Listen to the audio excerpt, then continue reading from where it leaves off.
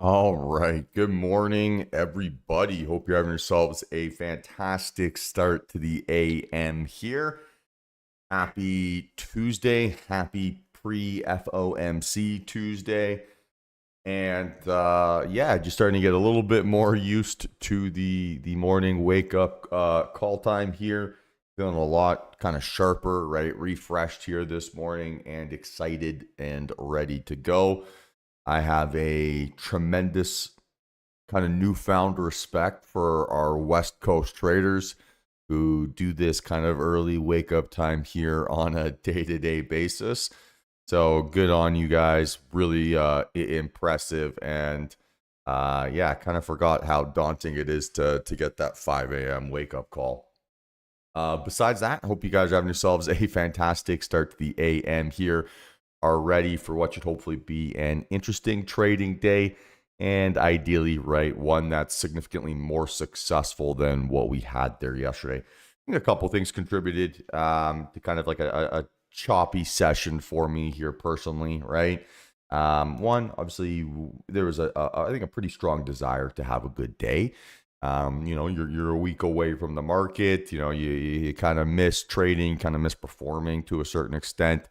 And yeah, I wanted to make sure that yesterday was kind of a green session and probably pushed a little bit too hard. And certainly just wasn't at my sharpest.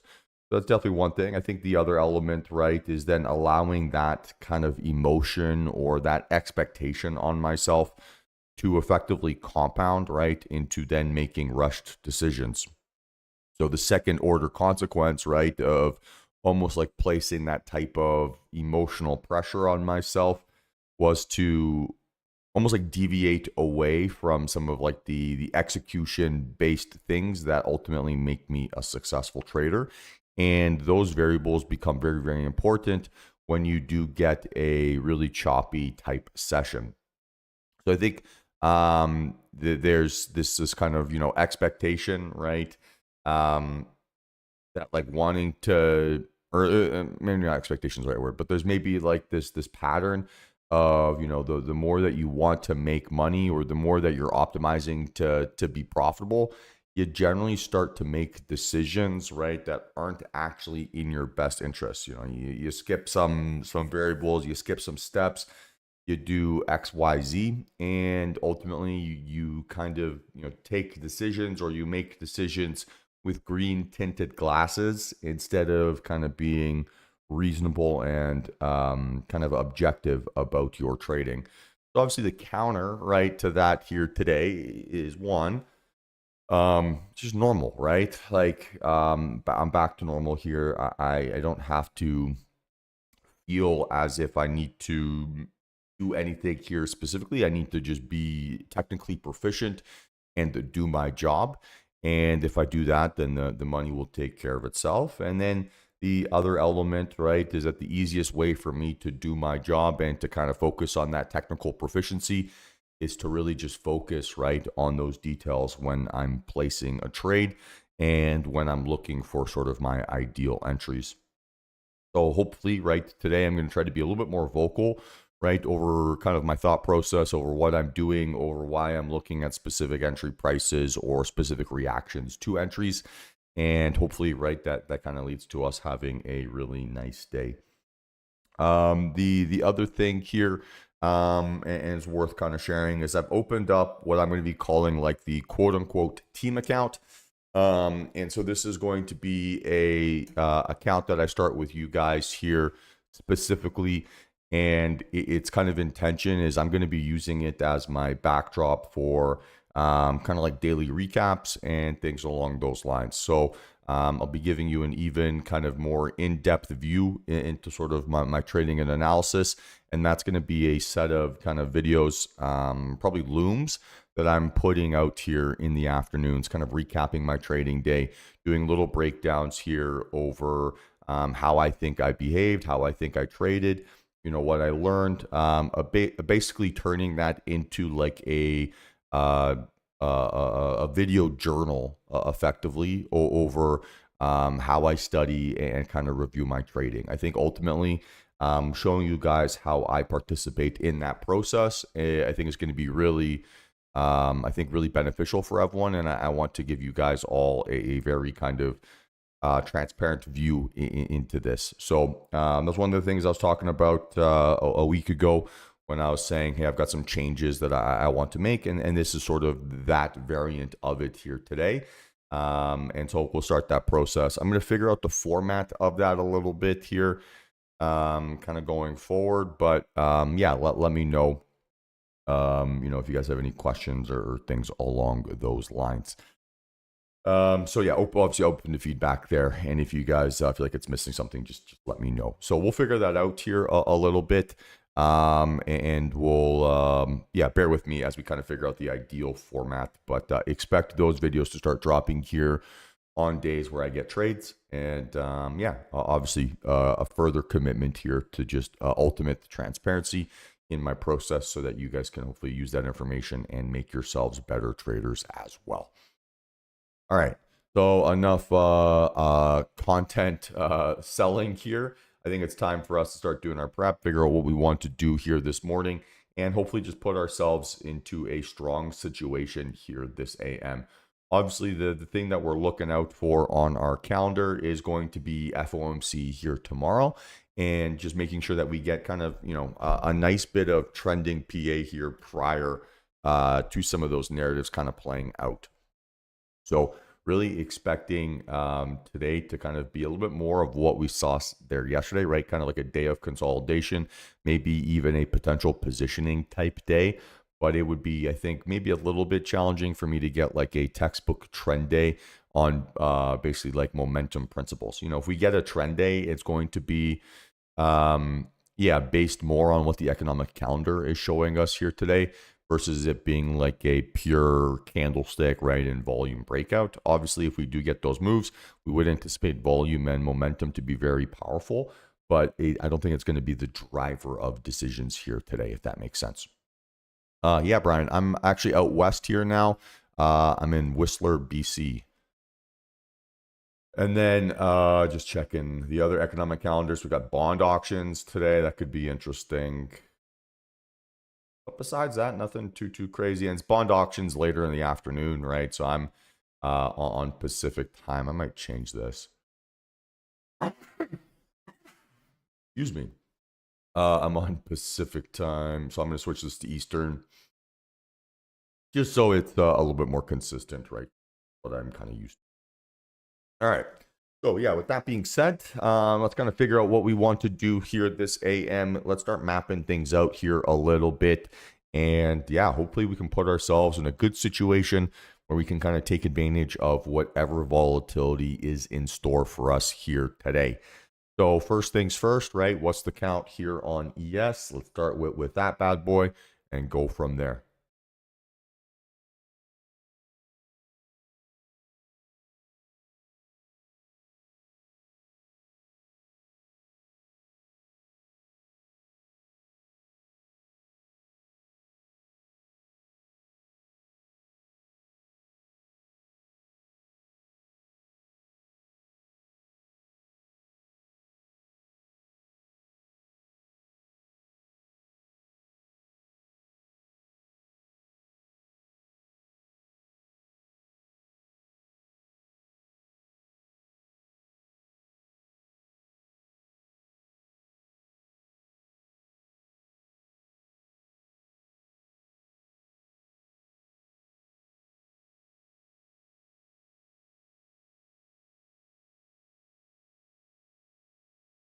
So what's the count here, team? What do we think?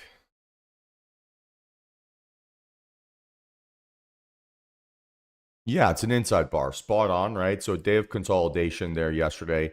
We're going to have some flexibility here in both directions.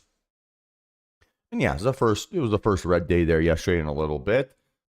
That happens, right? Markets are always going to have times where you give back a little bit of money here and there. So it's not the end of the world. I think it was more just the frustration, right, of wanting yesterday to be a big day, kind of turned it into kind of a crappier day than it's been.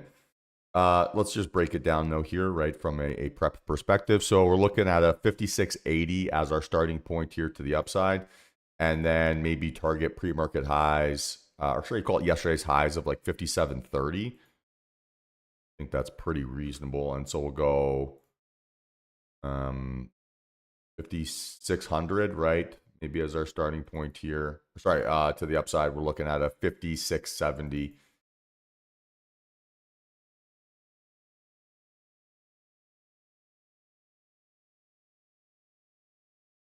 Cool, right? And then we kind of map it out to 57, 57.30, yada, yada, yada. To the downside, we maybe it's a little bit more interesting, right? We have a maybe higher probability of cracking through here lower and getting down into some of those lower volume kind of bullish bear, or I was gonna say bullish bears.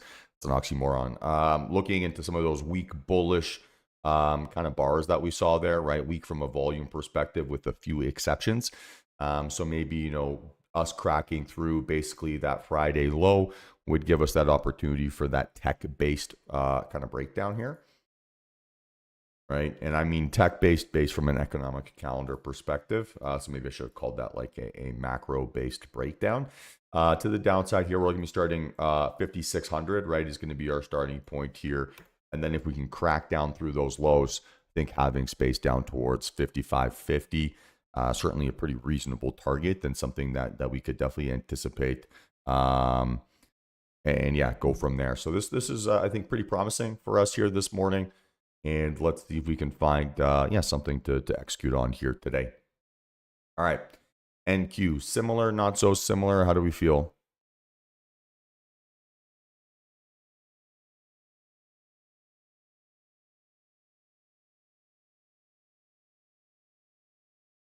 Yeah, same story, right? Inside bar here, pushing closer to the Friday lows than the Friday highs.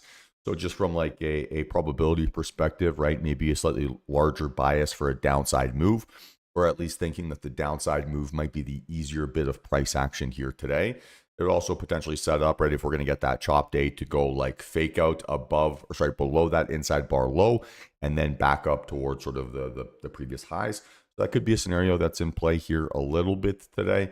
So again, we'll kind of keep our eye out for that. Our starting point here to the upside is going to be 20,000. And then, we're going to fill it out from there. I think that 20,000 is like a reasonable psychological level for us to target. And if we can get that space through that area, we're going to be in really, really good shape. To the downside here, we're looking for a breakdown under 19.7, right? 738. So we're just going to round it down to 19.7. So if we can break down through that zone, I think that's going to give us a little bit of space, and we can maybe retest sort of that potential trend line here. And that would give us some potential joy to kind of deal with. All right, CL, what's the count? How do we feel? Possibly like a little double bottom bounce here, right, on CL. And it's a double bottom bounce with a 3 for 3, right? 3 for 3 to the upside. So we're being told that we've got bullish trending conditions. And we're going to be looking basically for a retest up towards sort of like that 65 handle here eventually. Now, I don't think we're going to be able to get there all in one go today. I would be very impressed if crude somehow added $6, right, to its bottom line. I would be horrified of what that would mean for me at the pump. But, certainly seems like there could be a little bit of potential there. I think as a starting point, right, we need to crack and break out above 60. That's going to be sort of the base expectation. And then thinking we go like 60.50, 62.50, right?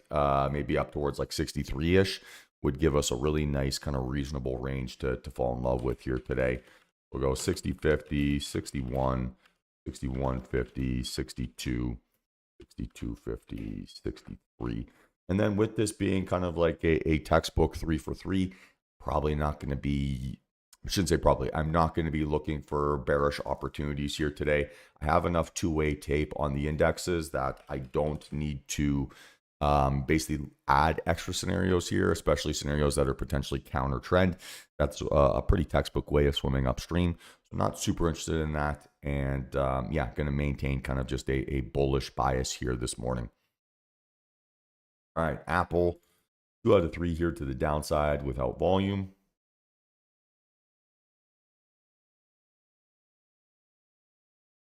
Tesla, same thing, right? 2 out of 3 to the downside without volume. Can't type. Microsoft at an inside bar.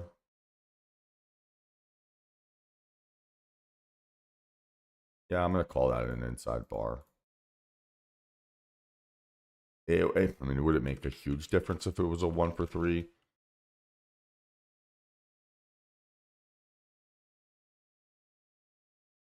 Because you'd still trade it the same way, right? You're looking for a consolidation breakout. Amazon, 2 out of 3 to the downside without volume.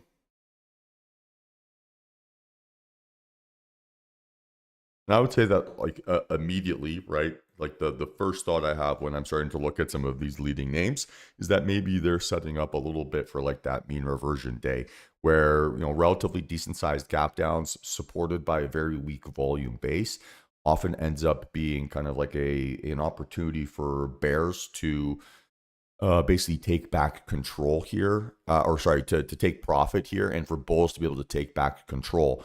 So it's almost like a gift, right? Oh, there's not a ton of momentum there from bears yesterday. Now I'm getting a big gap down. Let me take my profit and run, right? That's kind of like their thought process to a certain extent.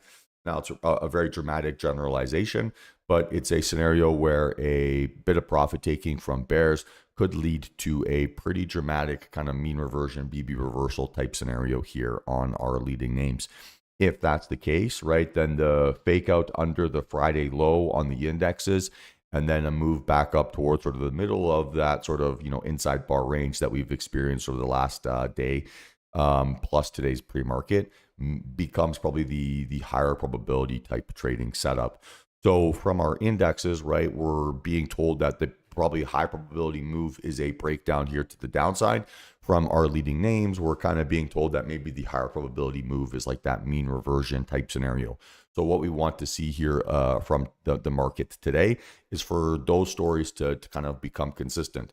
Either seeing those gap fills fail, right, and the mark or basically leading names continuing to break down, pushing the indexes here with it, or seeing the indexes fail on the breakdown attempt here under the Friday lows and seeing basically those mean reversion scenarios play out on our leading names should give us that opportunity to be able to trade this in back to the upside.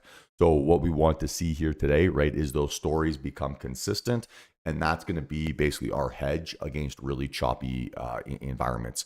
If they continue to be like if I'm saying like the probabilities are kind of leaning in separate directions, that then tells me that, hey, it's probably going to continue to be a chop day, and I don't need to be hyper aggressive chasing that chop. Okay, AMD earnings today, right? So I'm going to stay away from this. Earnings the day before FOMC, that's a brave decision. All right, AMD, 1 for 3 here to the upside. So back-to-back 1 for 3s, even less volume. Same thing though, right? Still needs to kind of break down through that Friday range. There's still a bit of a gap fill to do under that spot. So I wonder if it will want to kind of push towards those areas. But again, setting up as kind of like a possible Bollinger Band reversal type scenario and looks pretty consistent with our other leading names. Okay, Meta, inside bar here today. Cool. Netflix. I have a bit of a volume outlier, right, relative to all of our other morning tickers. Could be acting as that leader, right? Give us a big gap down, kind of a mean reversion setup there yesterday. That's what we're effectively expecting here today on many of our leading names. So maybe it's like one day ahead. I'm going to call this just a 2 out of 3 here to the upside with volume, right? Strong green candle increasing, not quite outlier, but outlier relative to say the last week or so. And then a kind of gap down opening up in the implied middle.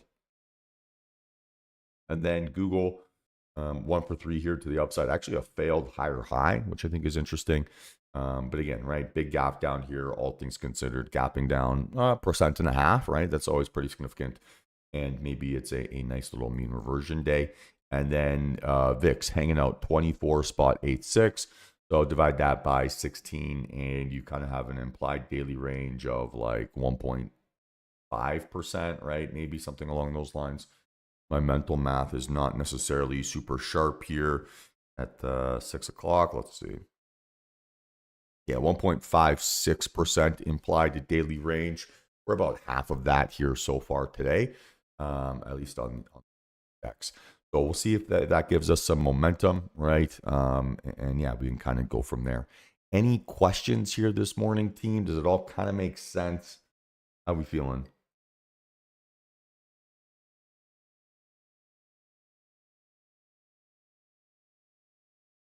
Good morning, SG.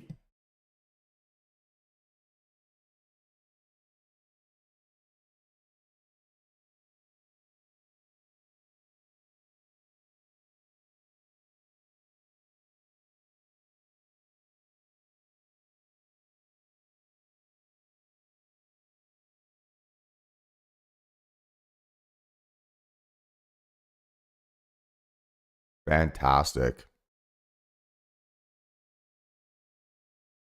745. I mean, that's kind of what we're hoping for, right? We're looking for a breakdown here through that Friday low. So if we could get that, then that sets up really that breakdown.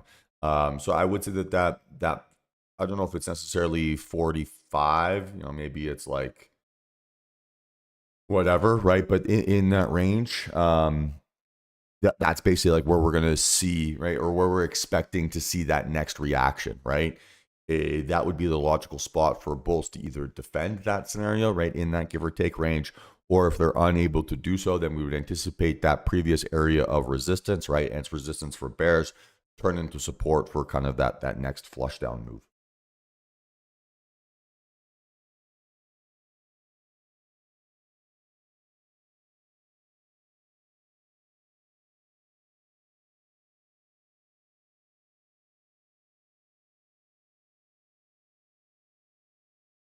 All right, any other questions?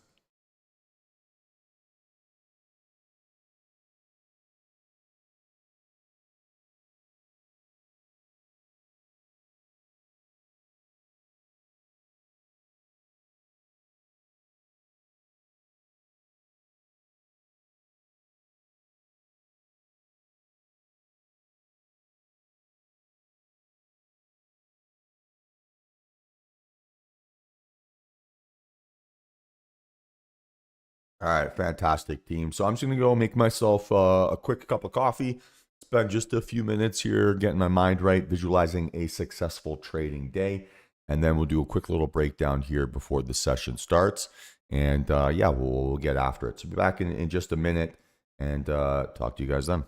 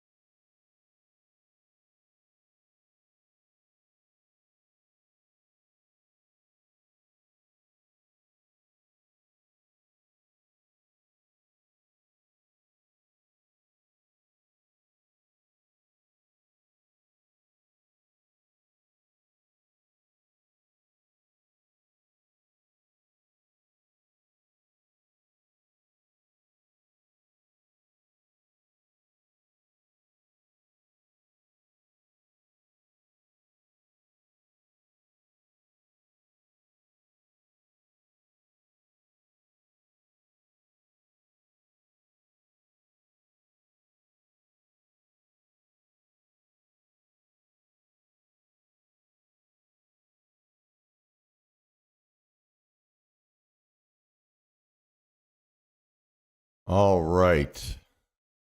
So let's have ourselves a great trading day here, team. And let's get after it. So it's a couple minutes here before markets open, but I'm excited to be trading with you all here today. And hopefully, right, we can put ourselves in just a nice situation and take advantage of whatever momentum is available to us. So let's have ourselves a day. Let's have ourselves some fun. And yeah, hopefully we can find a bit of momentum here today.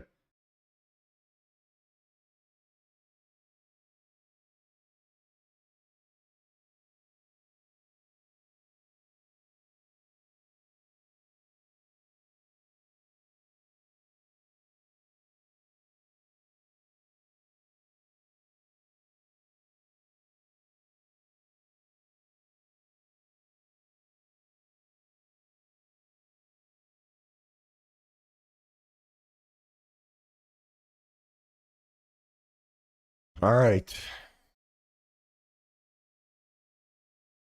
The last 10 seconds, it's like feels like a countdown.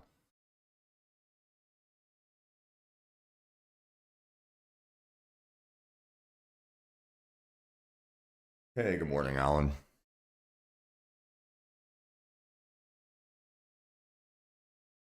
All right, and we're off.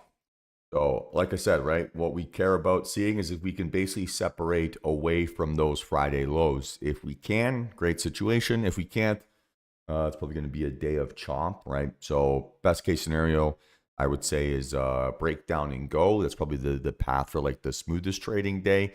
If we don't like, if we basically just dip by without making a fake out, I think also that becomes a little bit challenging because we're confirming consolidation, right? And so consolidation can effectively end at any time instead of giving us kind of like a reasonable move from target to target. So we're going to be a little bit patient here, watching how price action develops today. And we'll see basically where momentum shows up or kind of where it comes from. And then, yeah, like kind of the opposite of what I expected here to happen, right? Early doors.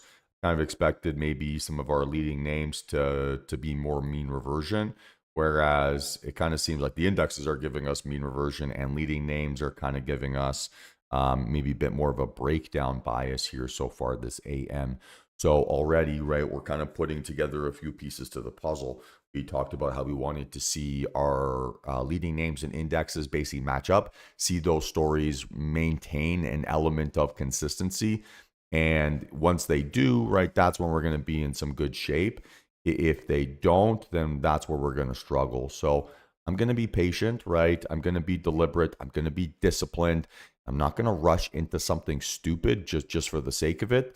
And I got to be patient, right, enough to at least get like a reasonable kind of probability setup, right? So yeah, opening range here, at least on crude, is very, very small. NQ and NQ and ES. It's a little bit bigger than what we saw there yesterday, but nothing like you wouldn't turn this into a Hey John letter, right?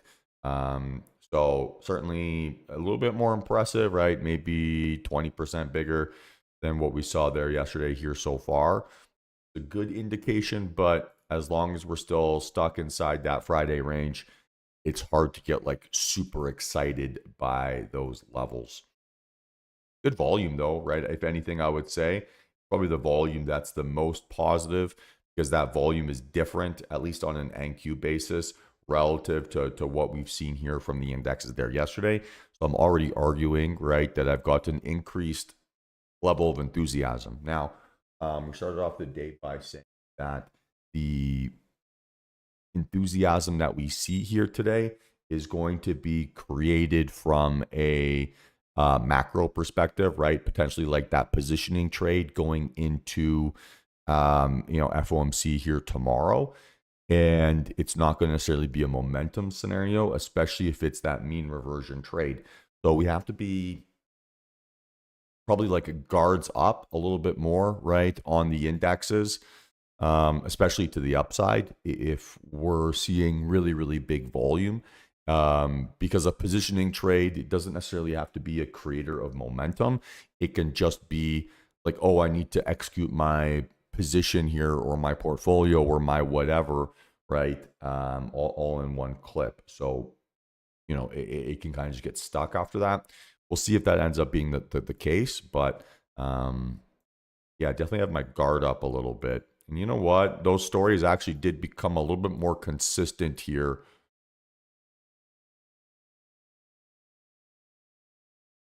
It's not like crazy, but they definitely did become a little bit more consistent. Hey, good morning, Kiki.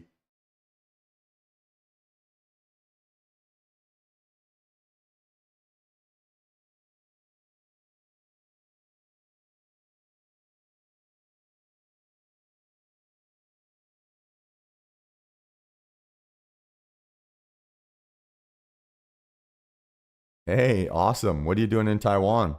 That sounds fun.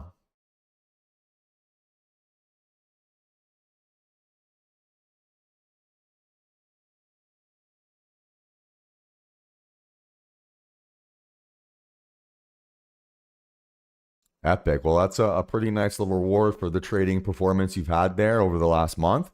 So well deserved. All right. So I just got an ES signal here. So the mean reversion scenario on ES.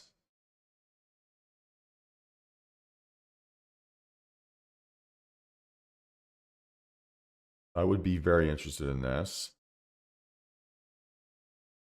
So we're looking approximately 30 points. So call it 60-60. Is almost a textbook gap fill. That's the worst possible line.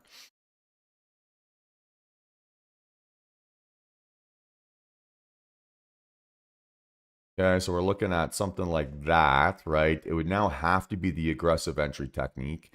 So stop loss 56.26.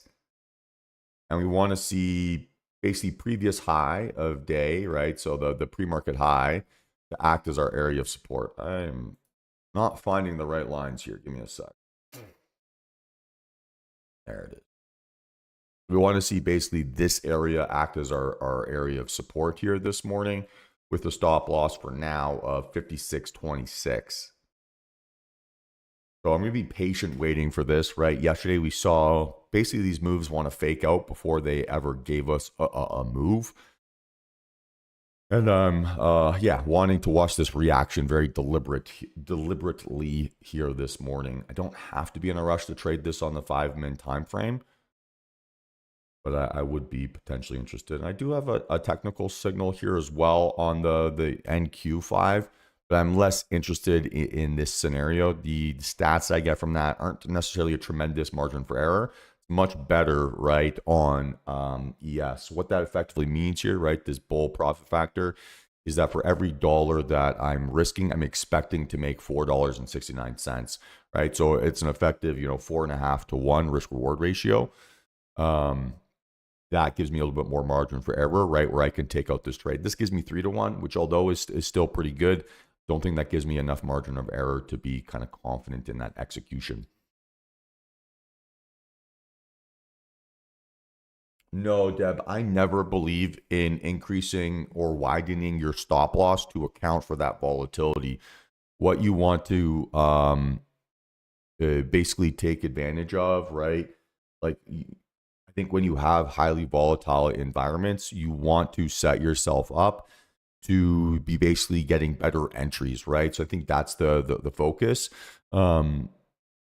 If you feel like you're getting faked out a lot, then you just start making your entry your original stop loss location instead of being a wider stop loss. So I disagree with scenarios where you're increasing your probability of taking a larger loss than you want. I don't think that ultimately is a successful kind of thesis.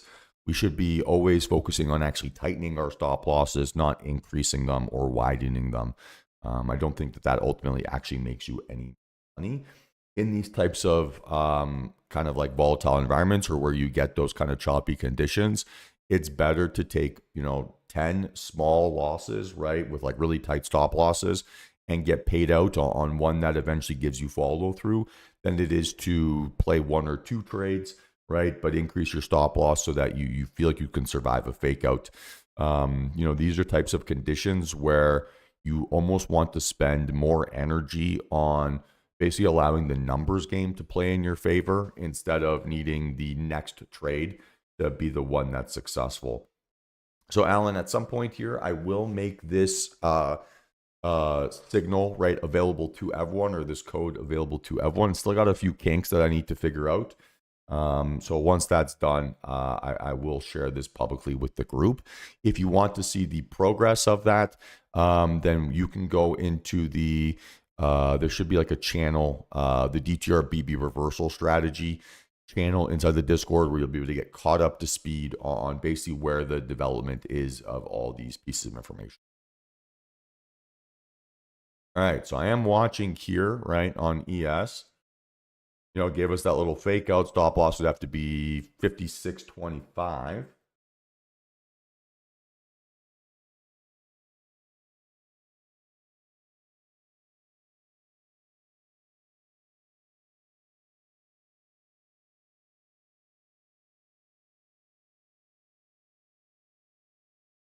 Okay, and I also got 10-minute signals, right? So I got it on the 10-min on both ES and NQ.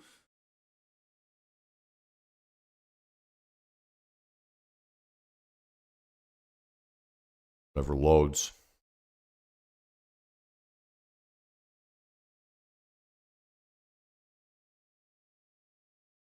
So ES, you'd be looking at a 160-point move. Sorry, NQ, 160. Again, kind of fills that gap, goes to, we'll call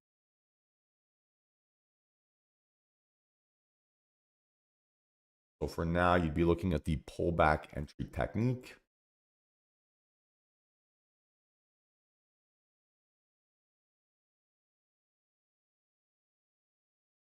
And then ES, you're looking at 36 points.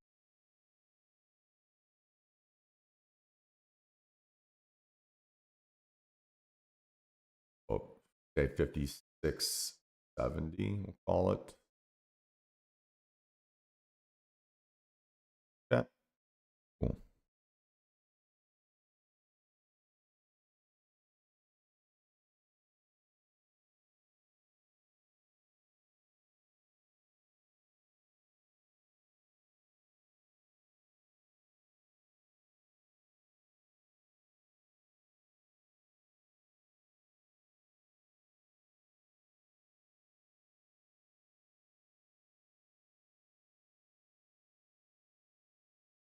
Okay, so now we're going to be looking at the aggressive entry technique here.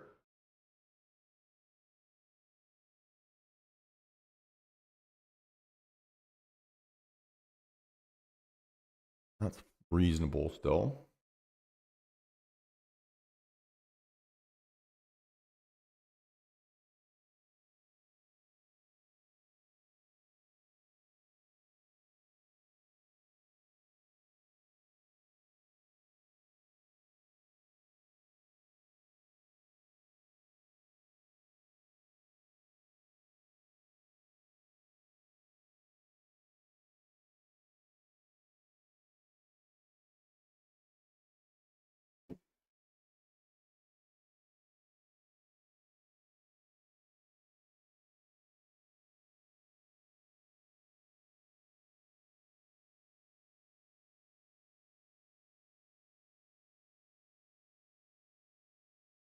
But my actually the NQ more so than ES for now.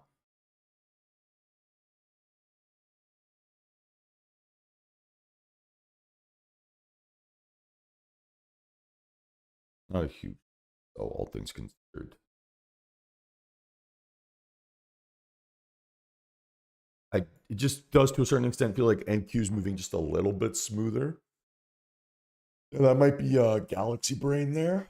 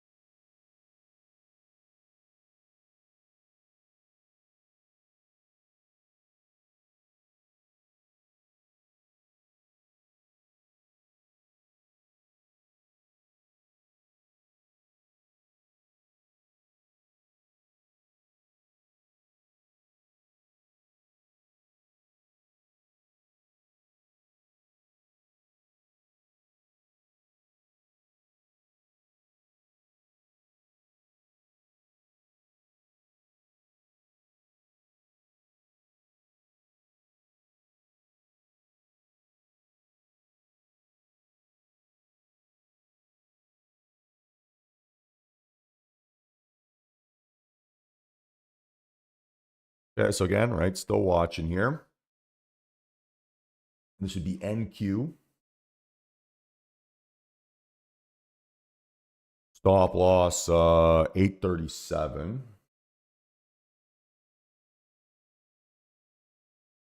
One contract, right?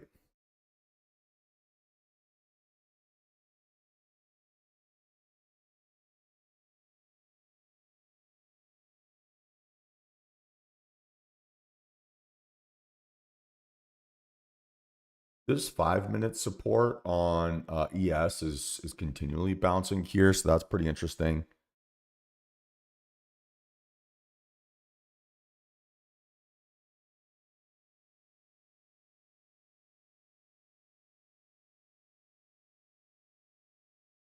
And now we're potentially looking at the 15 min on a pullback. Then looking at an entry around 800. All right, something like that. I think here on ES. Yeah, so far, Robert, as long as we don't really break out away from the previous day's highs, back to the cleaner, or the lows, right? Then we're setting up to basically just go hang out in the middle while we wait for FOMC.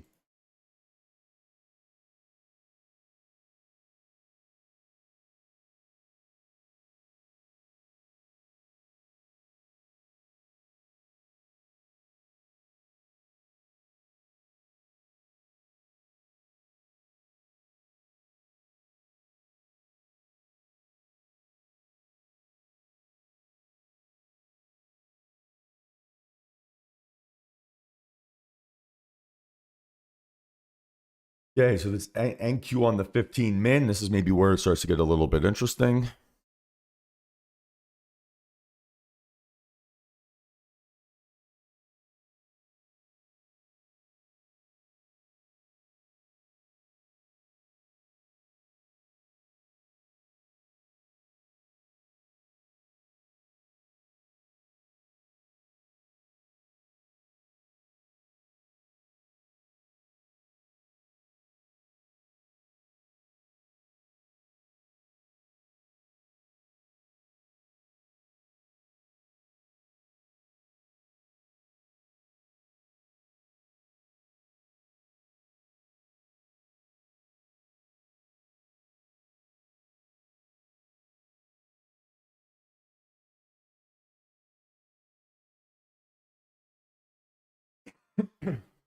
So here, right, looking for the reaction around 800 as I pull back, right, on this, we're 15, 16 points away. We want to see the reaction at 800. If we're thinking about where's a logical number, right, for bulls to step in and defend, it's that zone. It's also kind of a point of confluence for us from like a execution perspective, because that 800 to my stop loss is my max loss difference, right? So that's approximately that 25 points there. So watching this reaction here, maybe potentially even getting a discount under that blue line would be pretty interesting. Now, the thing we care about, right, to a certain extent, is making sure that price action finds support inside that area. That it doesn't just like flush through, right? So the other potential reaction, right, that you'd expect around that psychological level is for it to basically become a catapult here back to the downside instead of a bounce spot here to the upside. So it's what we're judging here now. Right? It's kind of what I'm trying to assess as I'm watching pullbacks kind of come into this area. Are we seeing volume get absorbed? Are we seeing a level of enthusiasm here? Are we doing X, Y, Z, whatever? And hopefully, right, we can get ourselves a clean and consistent narrative here as we pull in.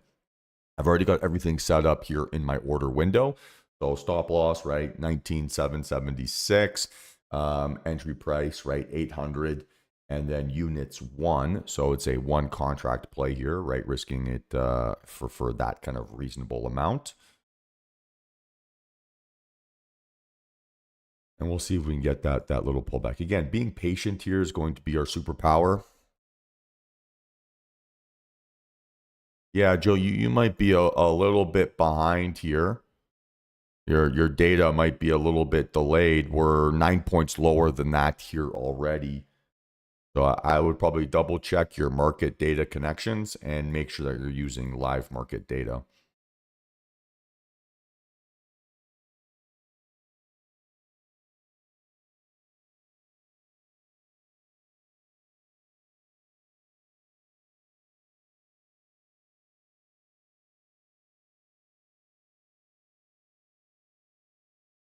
Okay, so still watching here.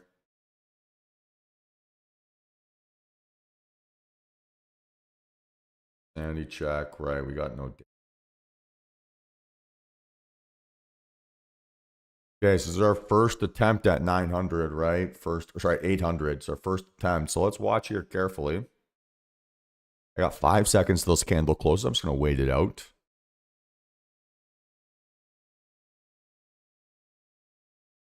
Pretty slow here so far.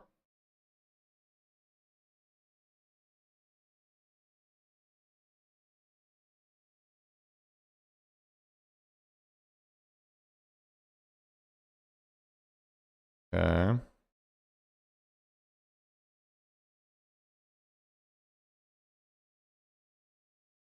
It's definitely bouncing better than it is selling. So I'm going to start looking for my entry here, team. And I want to try to buy on the downtick, right? Not on the uptick.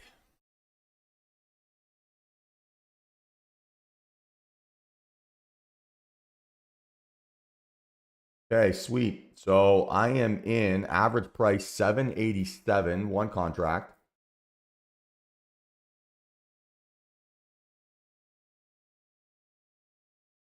Took the stop. Minus 314. Thought it found a little bit of support there, but it was wrong. And now we're looking, right, for these breakdowns here through these lows, which clearly is how the market is now kind of setting up and behaving.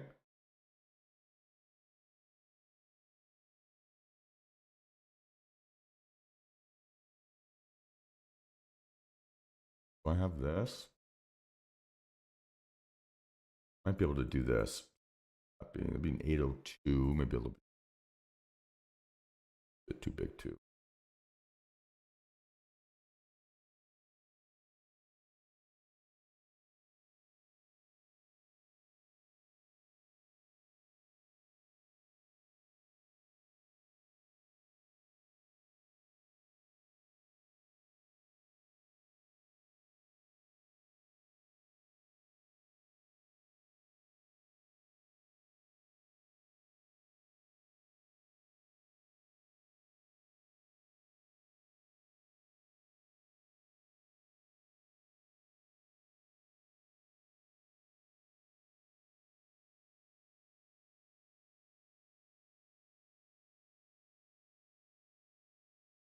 Okay, so now watching here short, right, on these breakdowns through yesterday's low of day.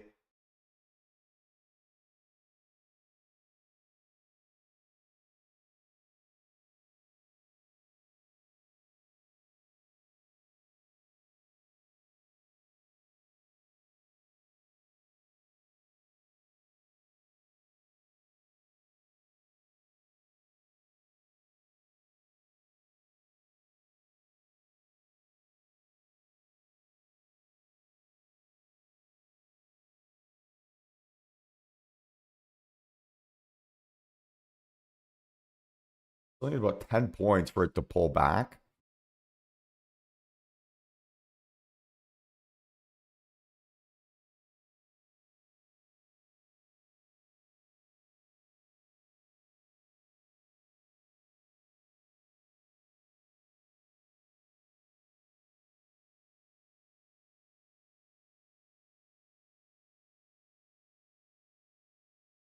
These 3 minutes should also give me signals here.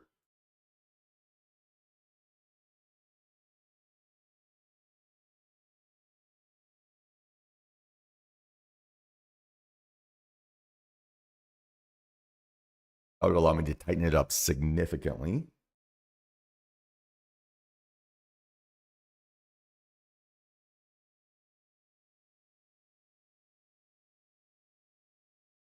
$90, you'd be looking at 64 or better as an entry here on the pullback technique, right? Short.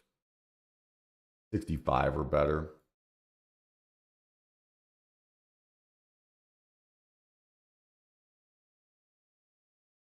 So far, it'd still be the pullback entry technique because we haven't made a lower low through our confirmation candle. I mean, as I said, it cracks. So now stop loss would be 762.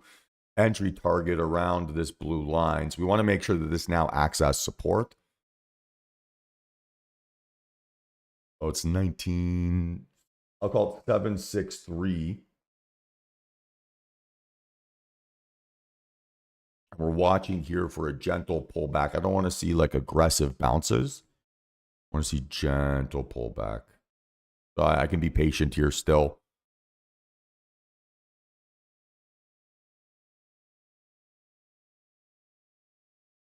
Good rejection.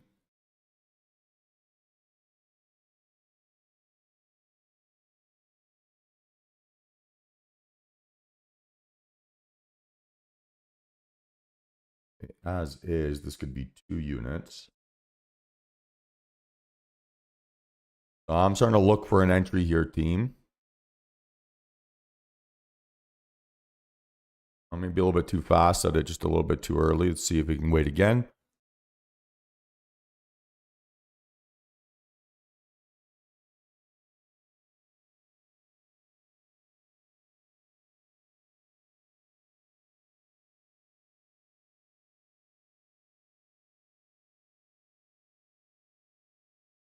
So watching carefully, I've lost a little bit of enthusiasm for how this has been behaving.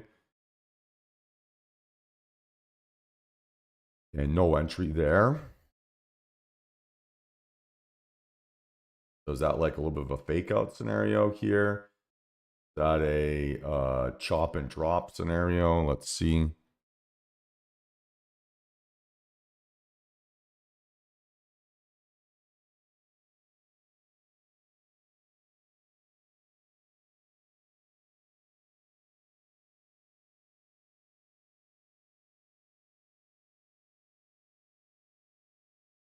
Interesting. So no entry on that. No entry.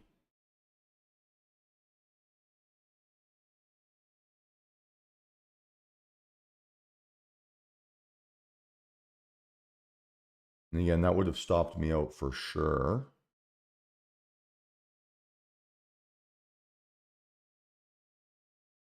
Not frustrating when what you think are your A+ looks get shaken out. It's ruthless.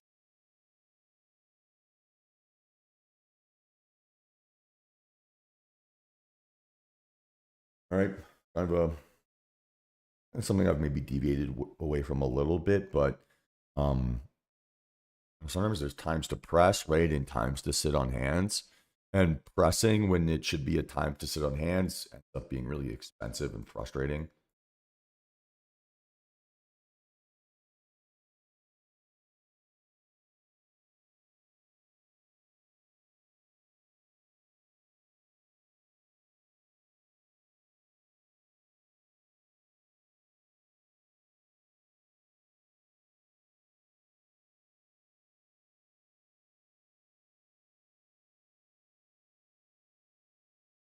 Maybe we could play CL here to the upside, targeting $60. I think this could also be pretty interesting.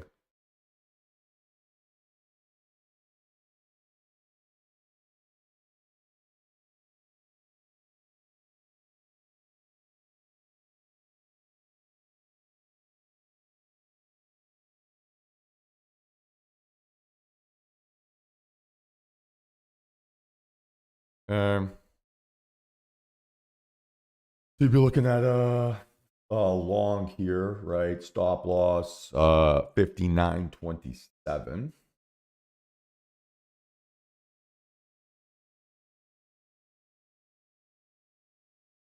And for now, right, it'd be like a 5 contract play. Right? 10 cents approximately. So on that trade there, Vinny, right? Or on that setup, I should say. The second I started saying, hey, it looks like for like an entry, kind of gave us that really aggressive fake out bounce, right? So it gave us that rejection on and around where our original stop loss was, broke down through lows and then bounced quickly from lows back into sort of that range above the blue line. So it gave me stairs up, elevator down, elevator up. So just like that moment as it pulled back into our entry zones, that like last opportunity where it could fail, it did.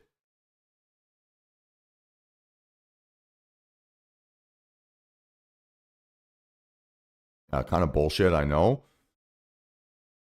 But that's the thing we got to kind of keep an eye out for. It's tough, right? When things are this choppy, we almost have to like buy ourselves that extra half second to make a decision. Just like make sure that we're seeing exactly what we wanted, right? So the thought process I have is, okay, I need to see the correct reaction post entry, post setup, right? I need to see the correct reaction post setup.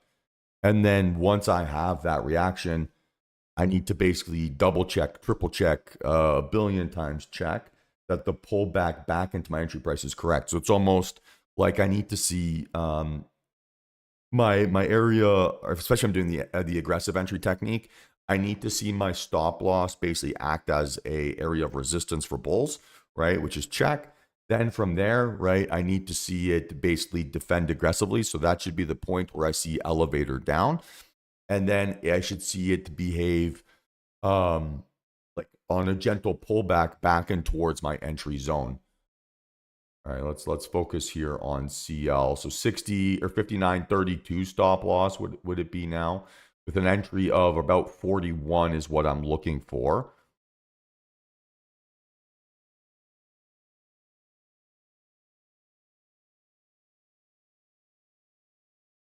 I'm not sure if it's going to give me the appropriate pullback here.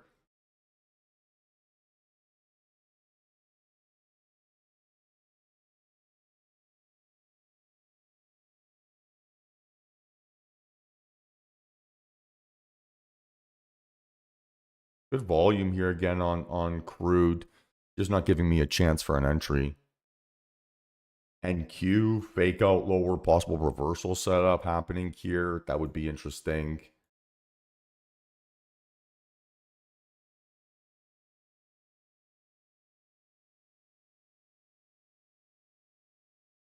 And so I need that 41 pullback here, right? If this is going to be in play.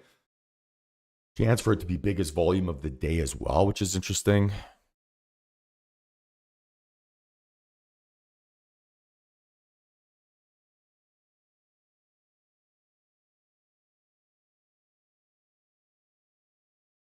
And Q pushing back up towards 800. And this game can be so cruel sometimes.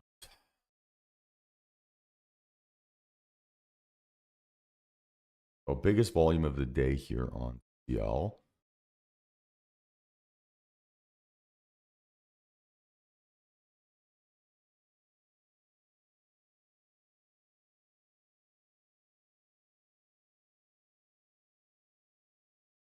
So our first target, right, is $60, 50 cents away.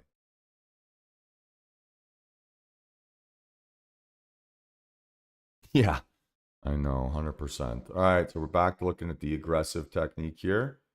So same thing, right? We want to see it make a high above our confirmation high. Give me a gentle pullback, see my stop loss, right? Act as support. If it doesn't, right, push it down until it does. And then you want to see it give me an aggressive bounce higher and a gentle pullback here into that blue line. Right, so kind of seeing it's almost like a ball bouncing between two walls here. You want to see it kind of sort itself out a little bit.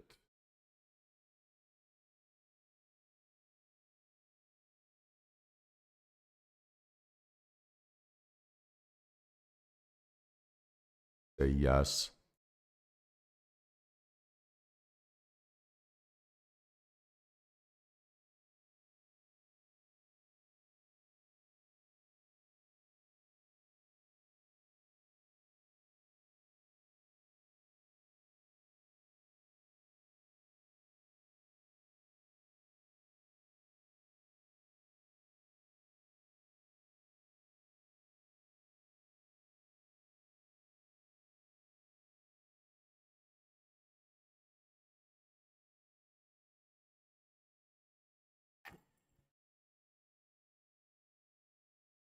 Got stuck.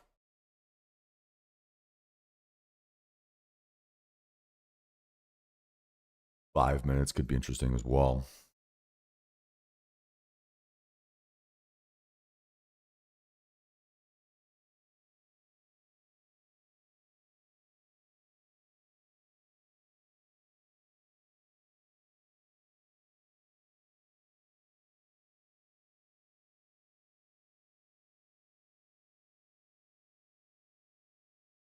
Kind of like an equal move higher, equal move lower, equal by ballpark. All right. So watching this, so we've already seen kind of like the pseudo breakout above. We now want to see, right, the 790 act as support here. I would say we're probably seeing a little bit more of like that elevator rejection off of 800 for now. So expectation, right, is that this probably doesn't hold as a stop loss location. Crude, you're setting up for the pullback technique here as well, 4 cents away. I would say that my bias is to playing NQ here though. Then crude already, right? If I look at this on a daily time frame, it's very extended. This is a big move, right? So do I want to catch the end of like the big move, or am I more interested in catching the middle of like a normal move? I'd be more interested in catching the middle of a normal move. Okay, and we're looking basically for this blue line, right, to act as support here. Haven't really seen that occur.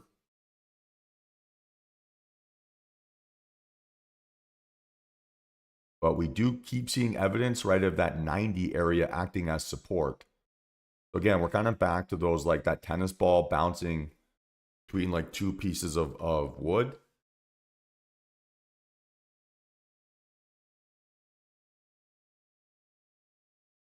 Let's see if we can get someone to actually win here.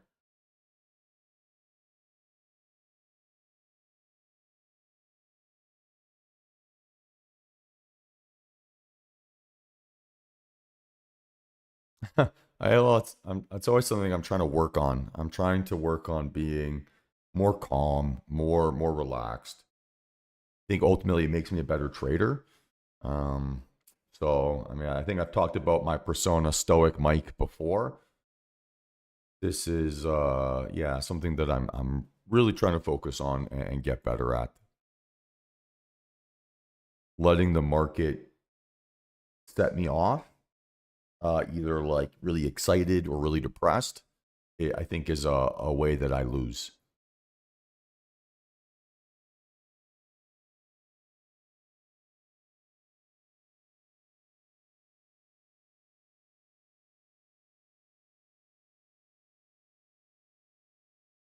Yeah, it's not a very nice day here, Robert. Absolutely.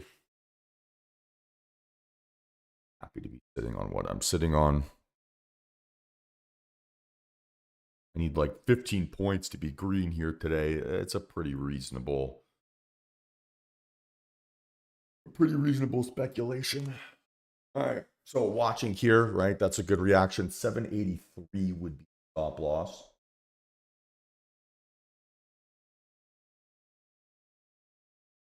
One contract, obviously.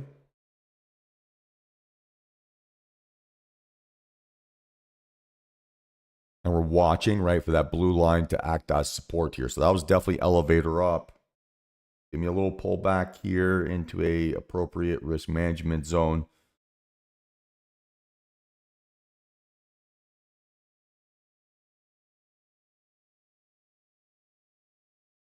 What's I would say tough about these choppy environments is it gives you just like the briefest of windows for an entry. Makes you want to chase, and chasing in chop is a disaster. So this is why passing on the burden of confirmation is such a strong technique.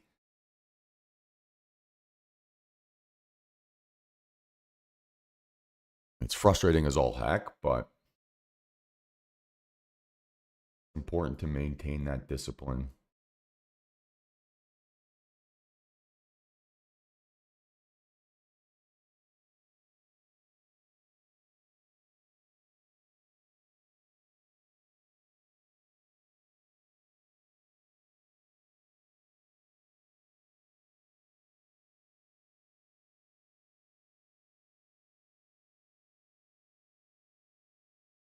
Yeah, still watching here. I mean, still got to pull back a decent amount. No, I didn't, Deb. No. Only trade I took was that NQ mean reversion. It's the only one.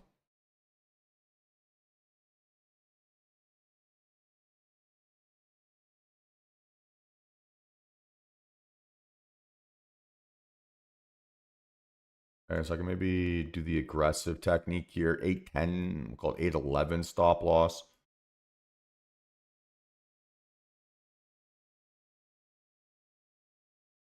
I'll round 8.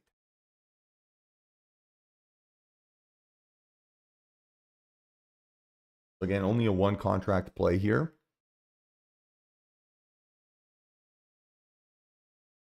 Let's see if this thing can give me a gentle pullback.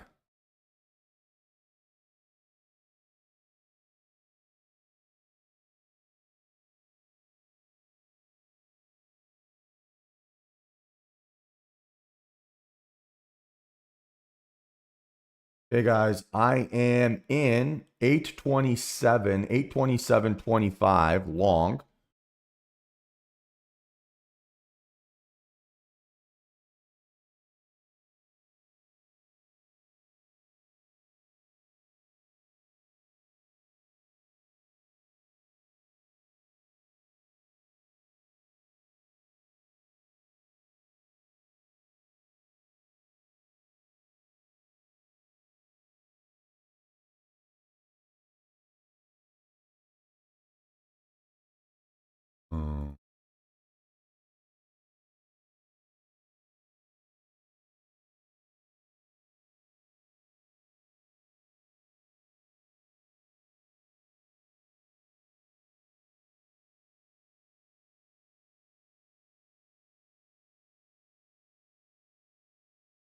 Yeah, let's see if this thing can now push. I didn't like my entry there.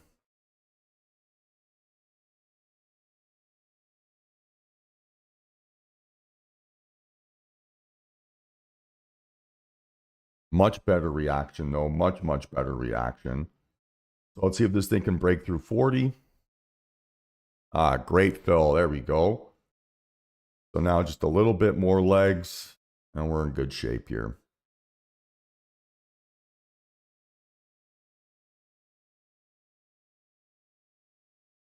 So what I'm looking for, right, is for this candle to basically break out and hold. I don't want to see it pull back too much, though. That would be a bad scenario, especially if it broke up above 40. I want to see it to hold that number a little bit. If it can't, I got to get out and just take my money.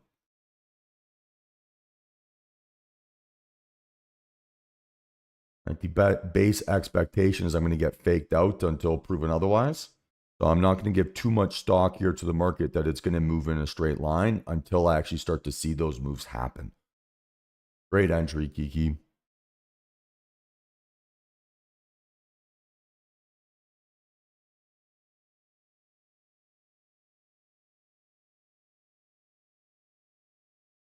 Yeah, I don't like how it's kind of getting stuffed.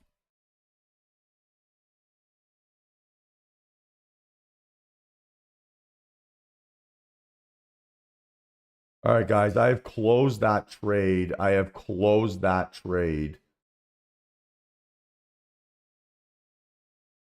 Sell price was at 833.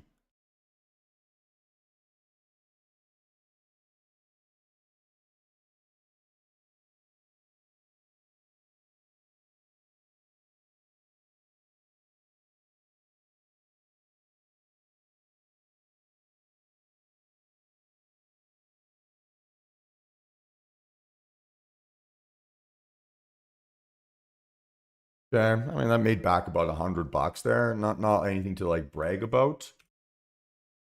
But I didn't like that reaction. That wasn't didn't feel healthy, in my opinion.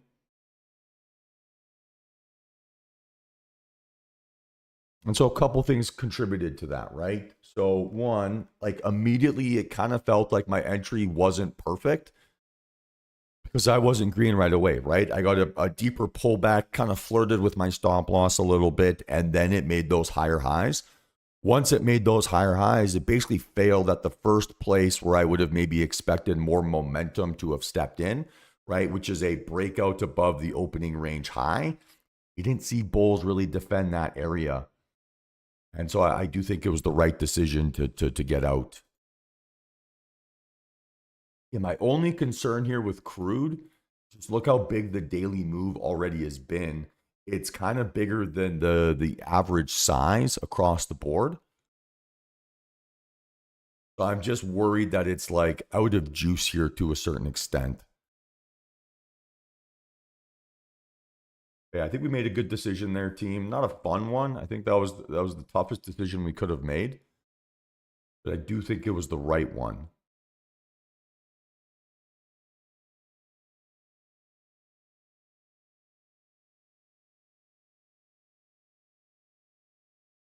CL does look so tempting though. Ajay, you're correct.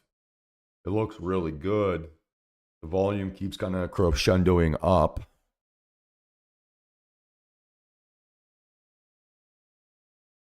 It's definitely very interesting.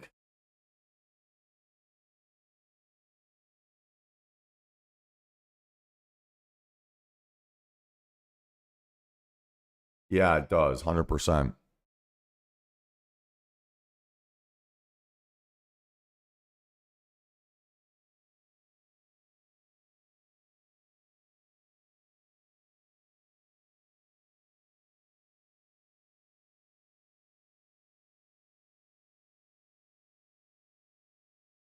All right. So I would say from like an execution perspective, right? That second trade, very, very calm, right? That felt good. Even though it maybe wasn't the full follow through that I was hoping for, I was able to remain objective, right, in my analysis there. And that felt good. Now seeing it, break out above 800 or 845, right? Test 850. Okay, maybe I'm feeling a little bit like I should have bit my tongue. But if this thing wants to now break out, right, show us that area of support that we didn't see there previously, I'm not going to complain about that, right? Strong trades give me multiple chances to enter. I don't have to feel like I'm rushing into my first opportunity.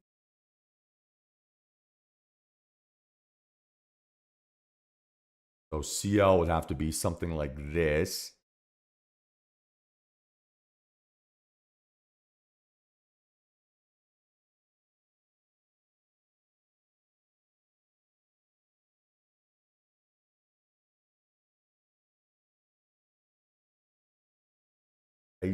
One thing I need TradingView to fix. This is a me problem.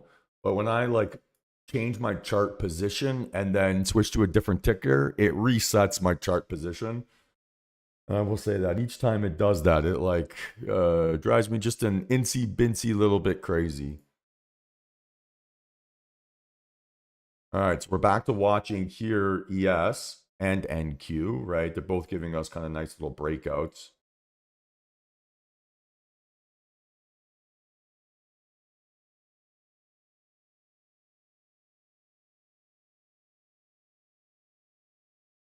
Initially, right, we're looking still for the pullback entry technique.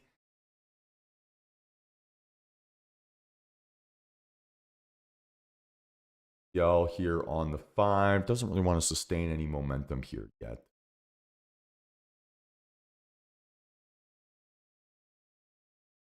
And then so we are going to play the pullback here. We're looking at an entry approximately off of the opening range high.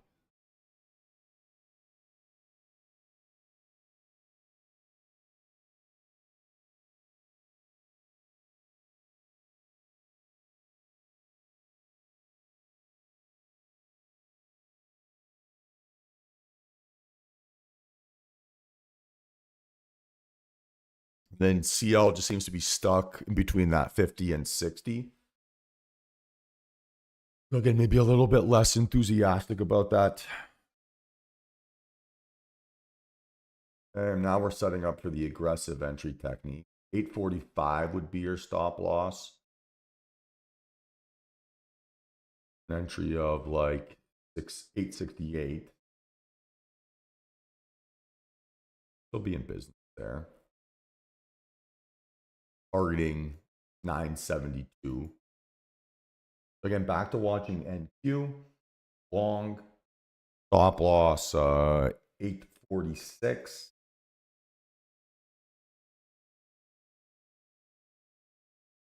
And what I'm really trying to focus on here, right, is just a high quality entry.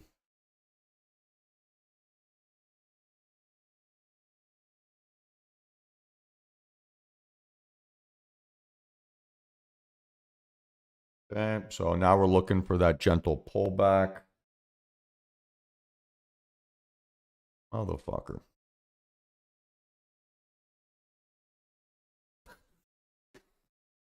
Oh, it feels personal when it shakes you up and then runs. I promise you it is not. Market makers are not looking at your positions. They do not care.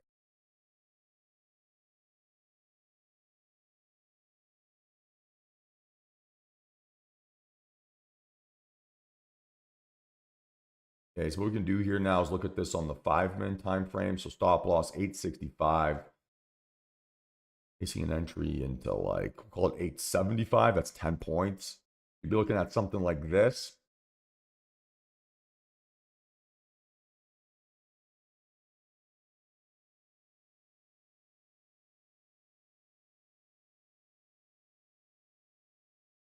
And that'd be a one contract play here still, right? We're looking for a gentle pullback. I'm going to push my zone to be around that 880. Gives me, it's still reasonable. Of course, I'm going to miss it here now.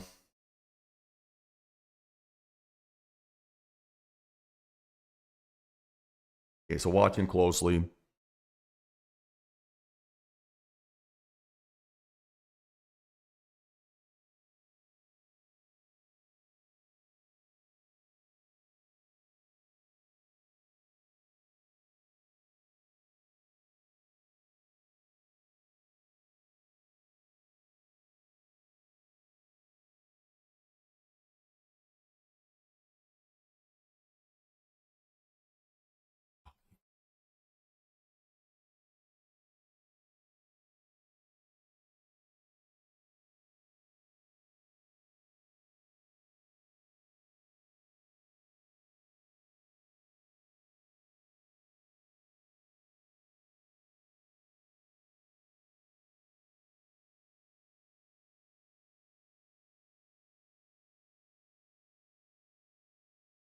Maybe do that. I mean, that's less appealing.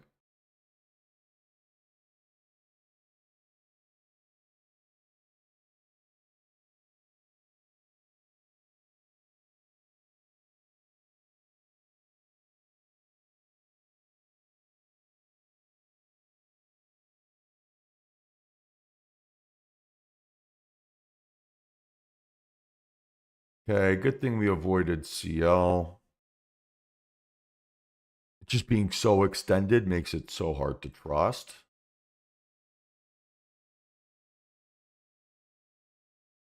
And now you're looking at this. Put that a little bit loud. So you're looking for a gentle pullback here back into that blue line. Stop loss 874.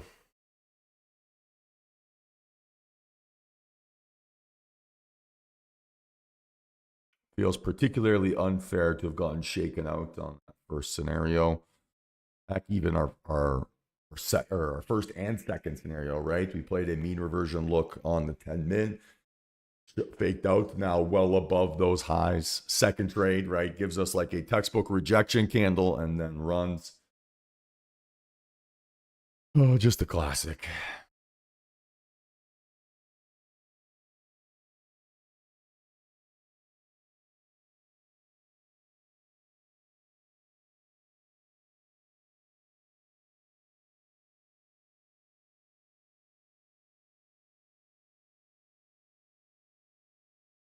I mean, this still could be in play here a little bit. But let's make sure that 900 actually acts as support here.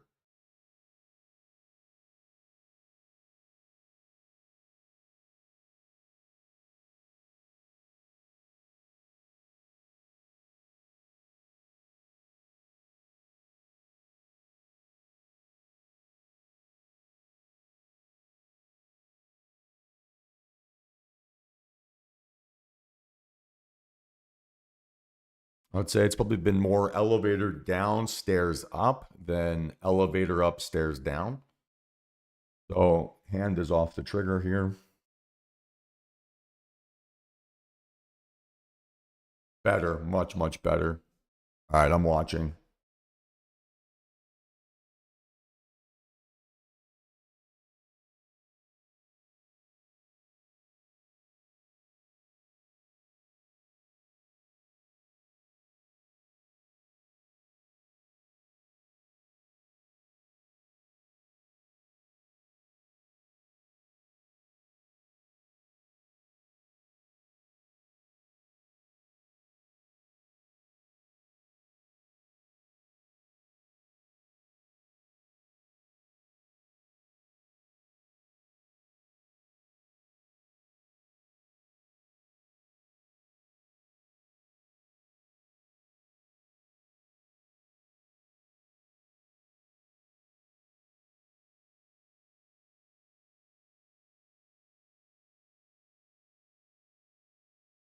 Okay, still watching here, team. Still watching.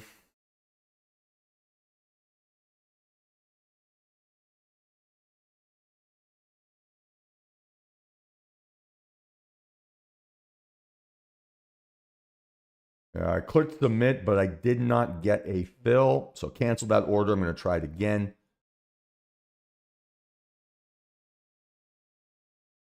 Trying to get a 97.50.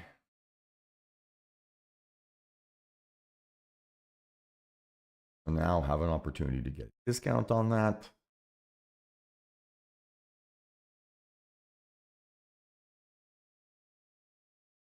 Cool. All right. So I am in a 891.75.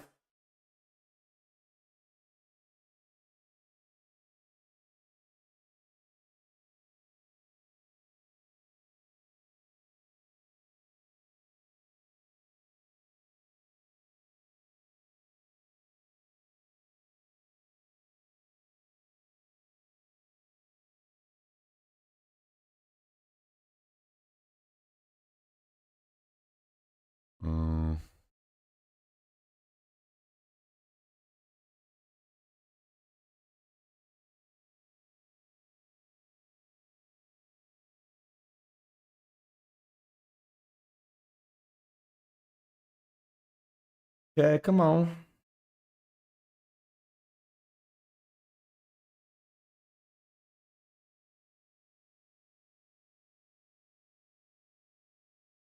Again, not a perfect entry here. It's kind of bothering me here again.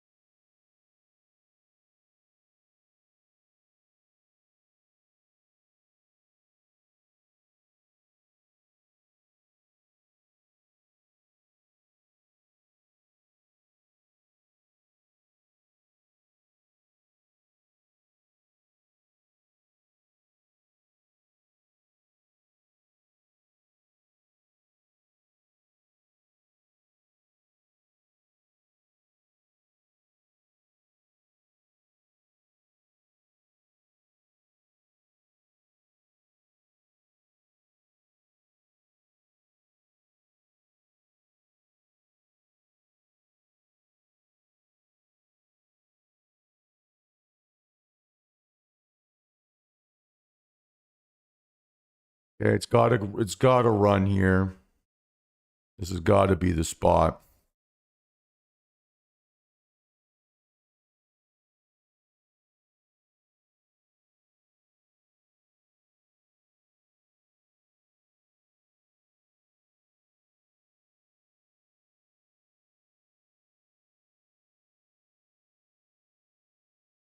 Okay, now get up above 900.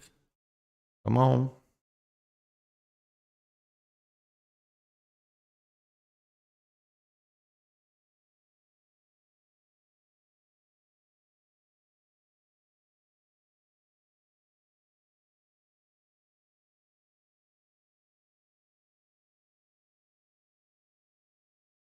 Okay, keep pushing here, baby. Keep pushing.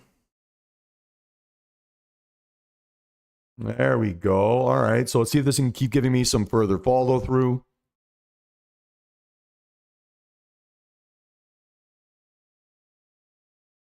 Ooh, don't like that. I have closed. I have closed. I did not like that 900 rejection.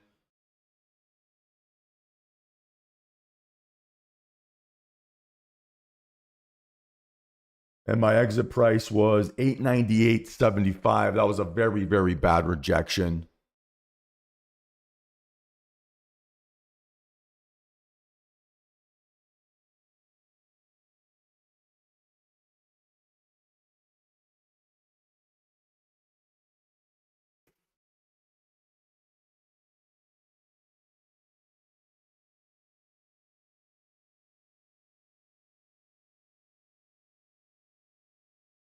So again, if this thing sets up, right, I can try again.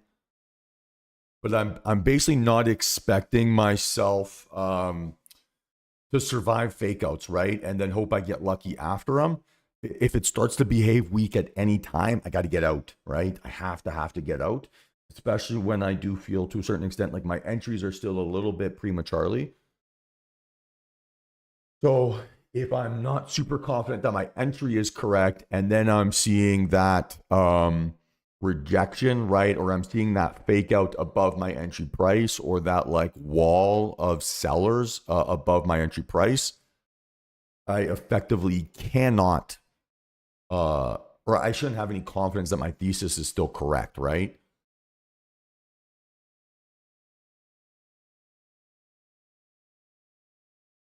So a little bit more of a workings man's day here, down 67.84 on the session. That's $67.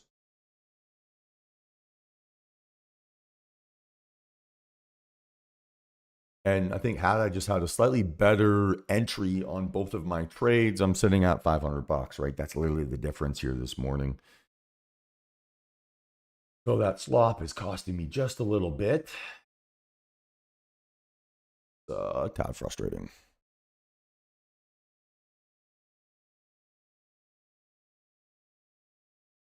And again, if this sets up, right, it's basically just like a bear flag, a bull flag breakout here now. Would want to see it give us that pop over the spot where it got rejected. So we're navigating this chop reasonably well here today, better than yesterday at least.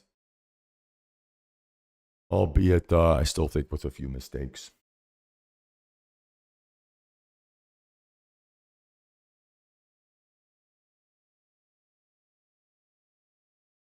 That early reaction above 900 was so promising, though. And then just that wall of sellers at 809. That sucked.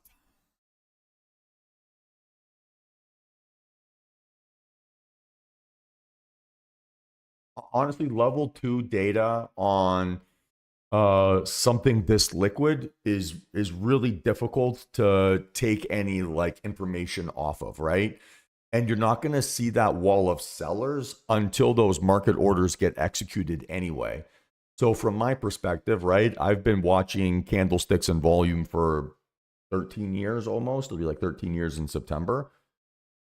So I feel like I get all that same information, right? If I see a big wall of market orders reject, well, that's that elevator down, right? Scenario that we talk about where price action moves really, really aggressively. So I would have seen that in the same way. And for at least from my eye, I think it's a little bit easier to see it this way because I'm just more trained to it. I find I see patterns easier in candlesticks than I do on just numbers running across my. So there isn't like an objective best here, Matt. It's honestly what suits your learning style and your trading style best, right? So everyone's going to have a different variant of that. And so it'd be about embracing that. But in general, I would say the level 2 data on futures, it's literally the most liquid security in the world. So it's really hard to pinpoint what is big and what is not, because it all can be massive.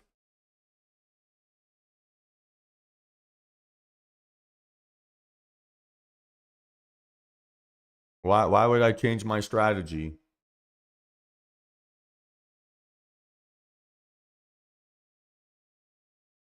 I'm going to continue to play my ORB fake out breakout, right? So if I continue to get high volume separations away from that opening range, I'm going to continue to look for continuation moves here to the upside. If I start to see rejections here at these highs, then I can look for mean reversion moves back down towards sort of the middle or low of day. But no, I would never change my strategy intraday. That's a disaster waiting to happen. Okay, so still watching here. 19893.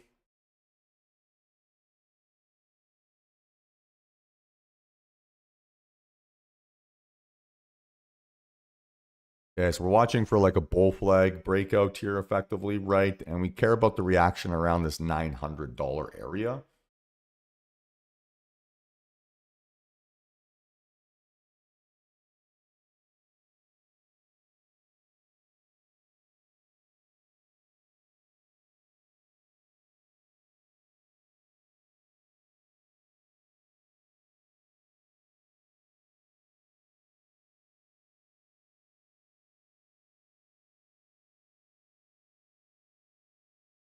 And not a good reaction, right? At 900, it basically went through it like it was butter. So try again.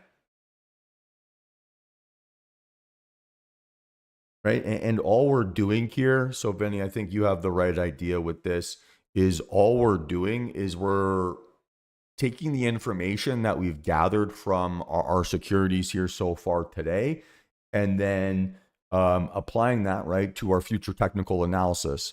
So, you know, we talked about how that 900, right, was the area of support that we wanted to see on that previous trade. And once it started behaving as if that support wasn't holding, right, we pass on that same burden here before because we haven't, or later, right, because we haven't seen any information that would indicate that we're going to be able to invalidate that yet. So it's less appealing. So NQ on the 15 maybe could be in play. The difference though on this aggressive, it might be a bit tough to get our entry. Like from a risk reward perspective, it's there, but from a position sizing perspective, I'm not quite sure. It might be just a little bit too big.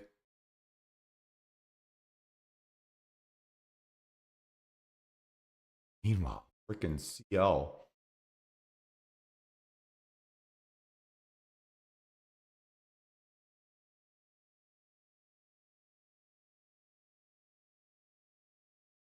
Again, we could potentially go aggressive technique here, a little fake out into that wick zone, right? We've seen a lot of support basically here.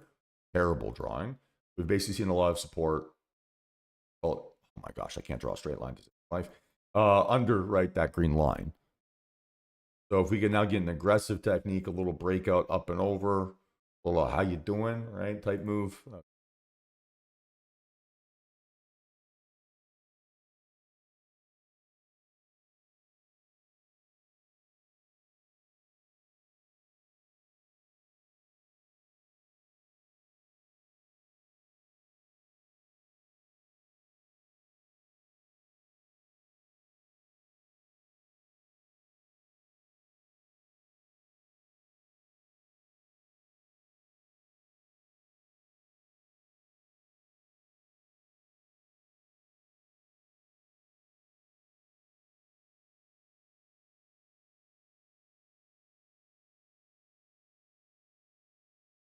Interesting.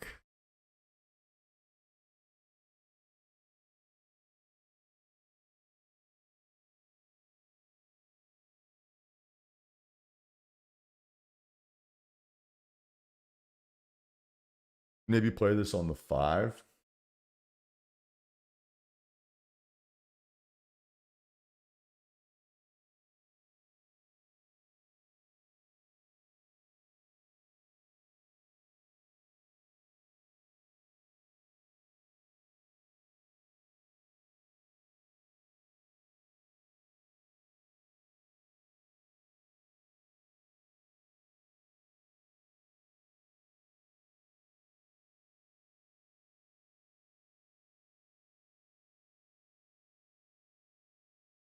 Okay, so again, right, we want to effectively turn 900 into support if we're going to get that leg up, right?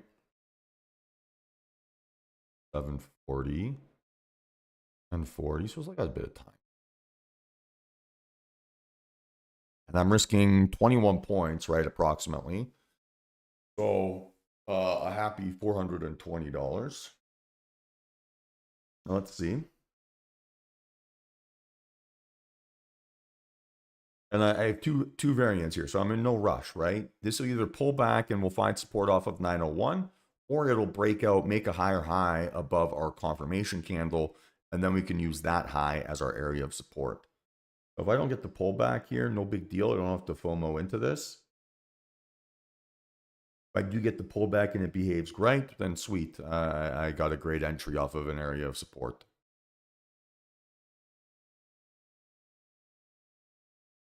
Oh, still can't believe I got shaken out here a little bit.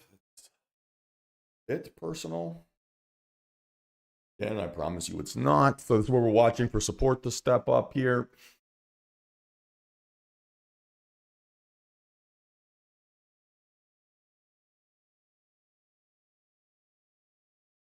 We have to get an entry under 901.75, right? So it has to be under that risk reward zone. Right? Has to be.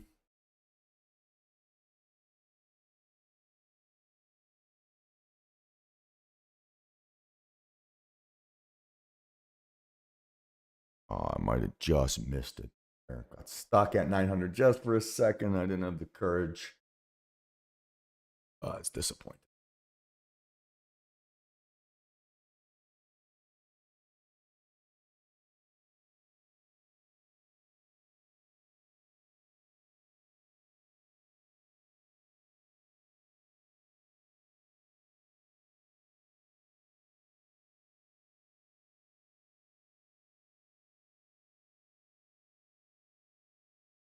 All right, still watching here. Still watching. Again, under 901.75. Has to be under 901.75.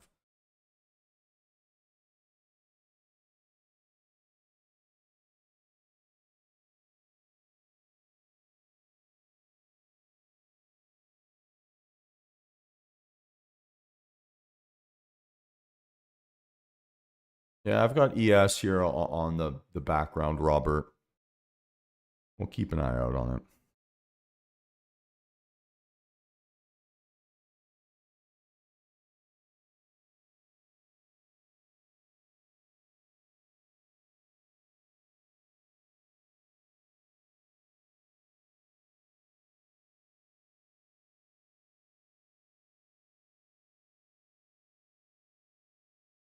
Okay, so again, watching here.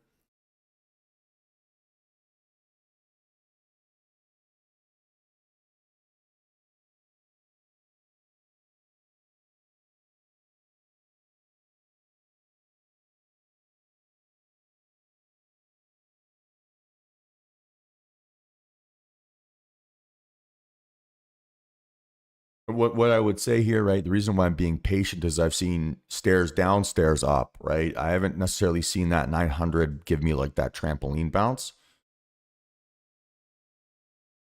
So I'm just buying myself a little bit of time. What that makes me feel is that if I prematurely my entry here, right, I'm probably going to be a little bit early, spend a bit of time in drawdown, maybe flirt with my stop loss. I don't know if I want to do that. Flirting with your stop loss, it's like talking to someone at the bar, and then when they smile, right, you realize they got no teeth. Oh my gosh, what am I getting into?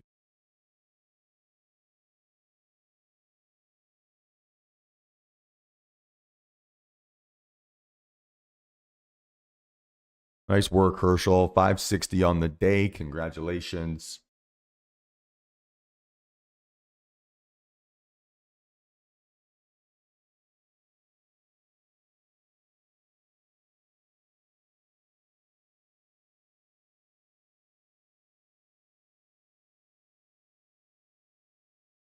Okay, so again, a little low vol pullback here.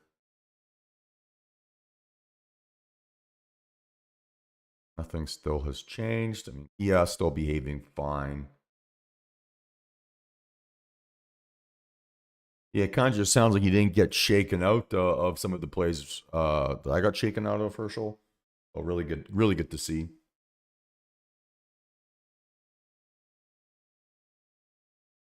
Okay, so now we're looking at this, right? 909 as a stop loss.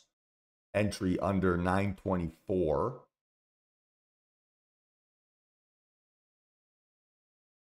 Watching here closely.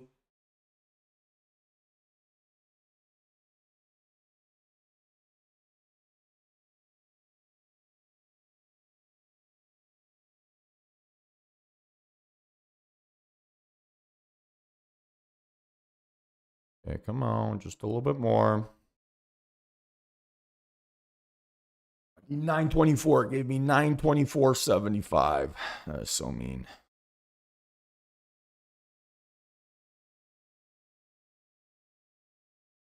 I am talking. I hear my mic connected, Manjeet. So refresh your Discord.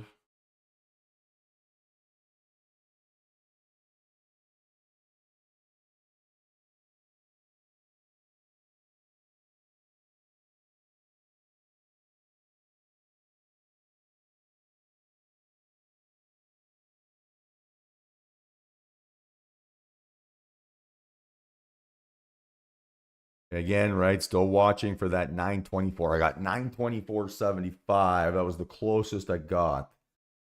That is painfully close.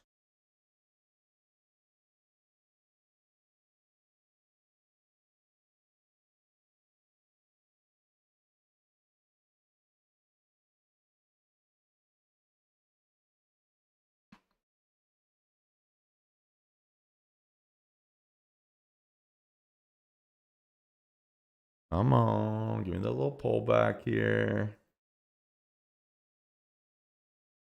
And so again, right now as we get closer, just because we missed it on the first attempt doesn't mean we need to rush into this entry here, right? We can still be patient. We still need to define, right, what we're waiting to see.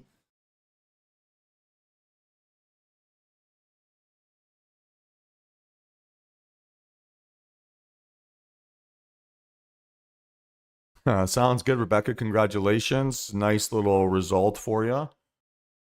Love to see the team doing well here this morning.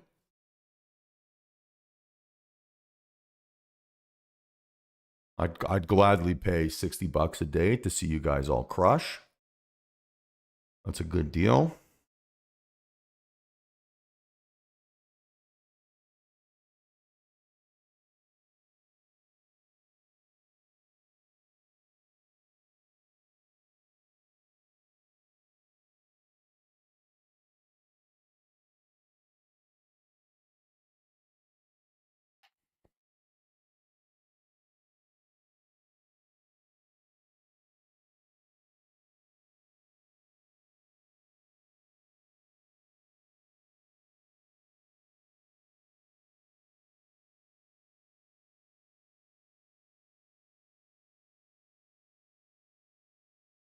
Yes, almost at 50 here again. We're a little bit on like squeeze mode here, potentially from the end. Or I call it a low vol, like a low vol grind, maybe squeeze mode, right? The right adjective. Again, watching closely, back within striking distance.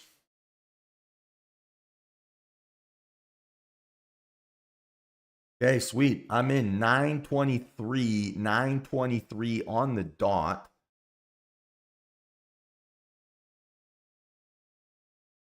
Maybe that was a bad decision.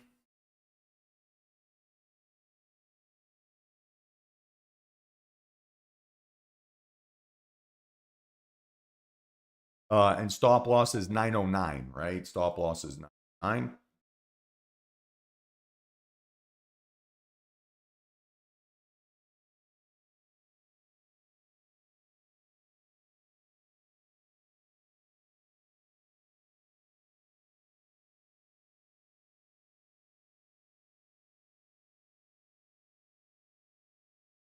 A great entry.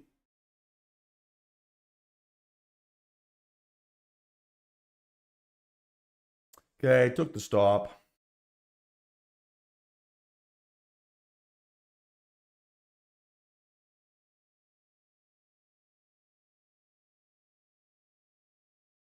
I was like minus, what was that?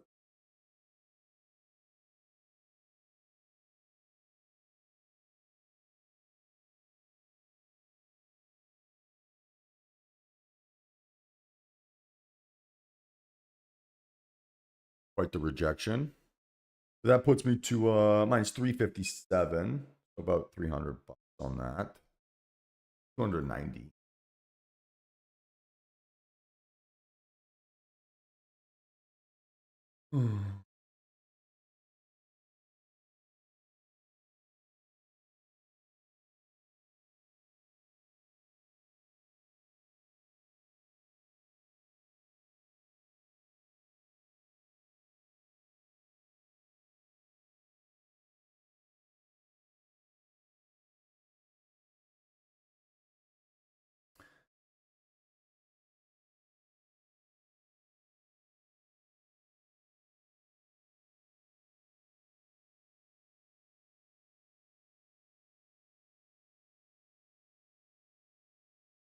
Or here, what I'm looking at next. Fake out, right? Bearish engulfing candle, invalidating the one before. Using 900, right, as your resistance back to the downside, and you're just targeting a move.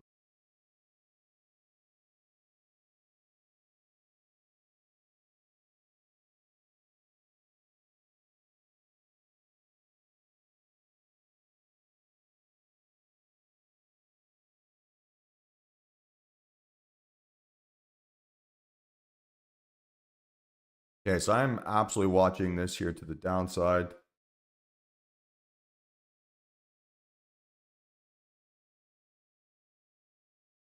This could be 2 contracts here.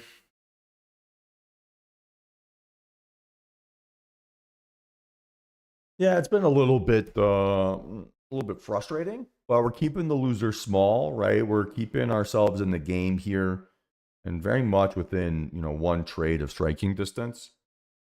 So unfortunately, there are times where you have to survive, right? And there's times where you thrive. We had an entire quarter, right, where things were absolutely flying for us. Now we're having, a 2-week period where things are a little bit choppier and a little bit more challenging. It's not personal. It's just the way this game goes. And so just keeping our losses small, right, constantly kind of keeps us in the game. We're always kind of one good decision away from having a successful day. Yeah, it's frustrating, right? It's frustrating to lose. But the less we can attach basically our ego to our win rate, better our trading is going.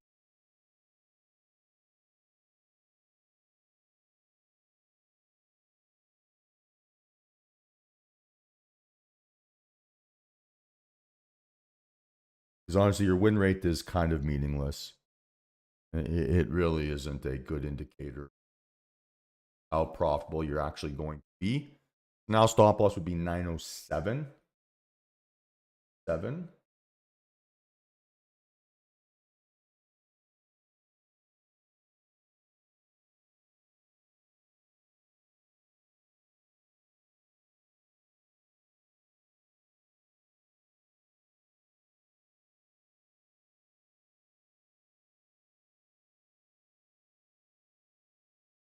Okay, guys. So I am in short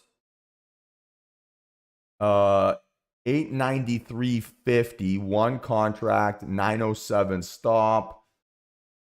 And that might be coming up right away.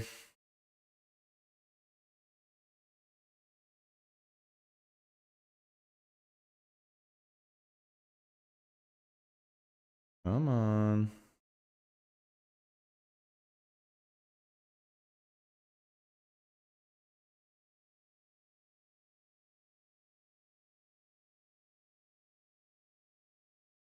I actually have a correction here. It's 2 contracts.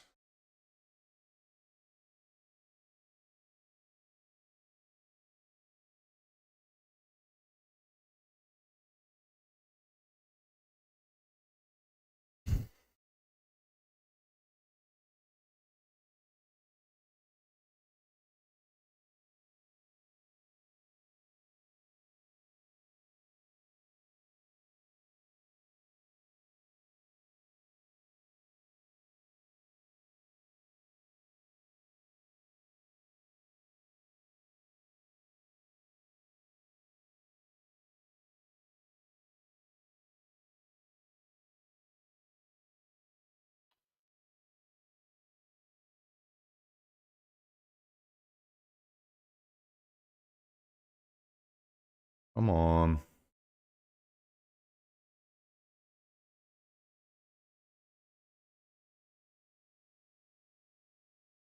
I feel like I've rushed my entry here again.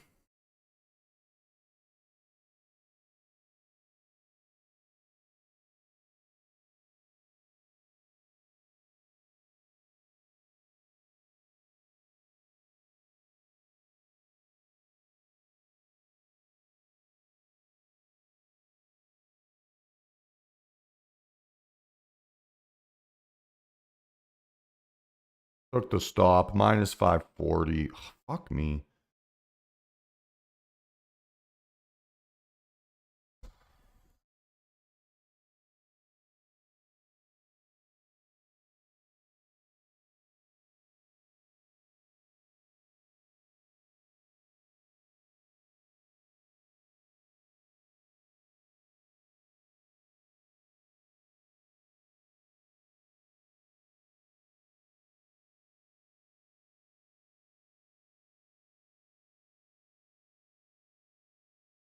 There should be no issues with my microphone. You guys should be able to hear absolutely everything. If you're having issues, just reset your computer.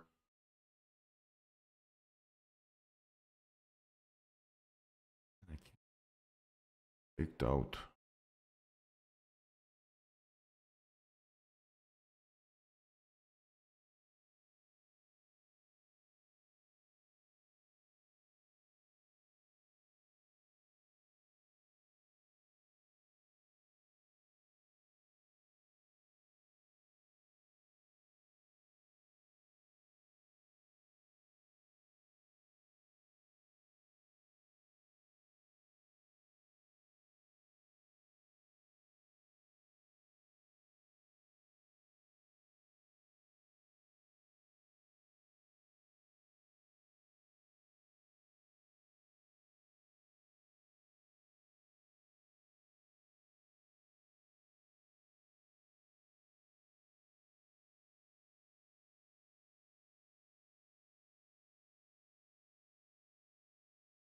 Yeah, I mean, I'm definitely looking for those bearish scenarios. I just keep getting stopped out even when I'm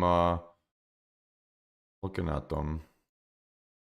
Kind of getting some ruthless price action here today.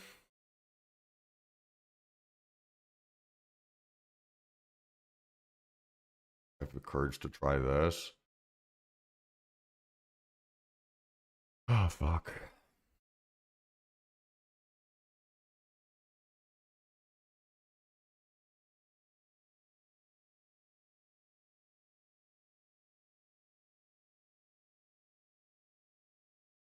Right, again, fake out, bearish engulfing candle.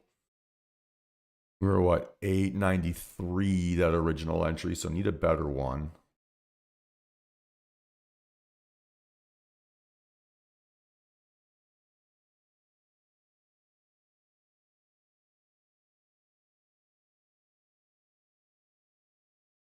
Okay. So I am in back short at 907.25, two contracts.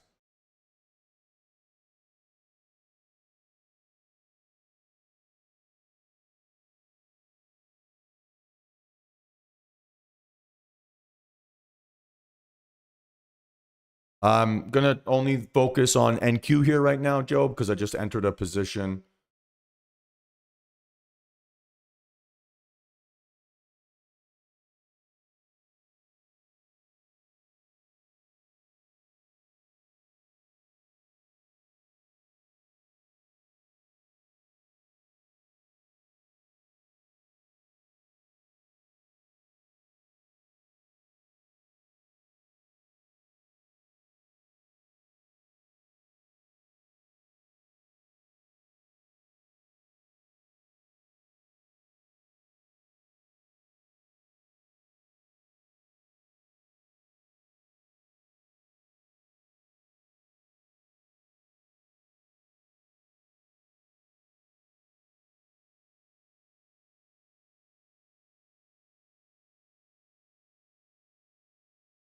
Motherfucker.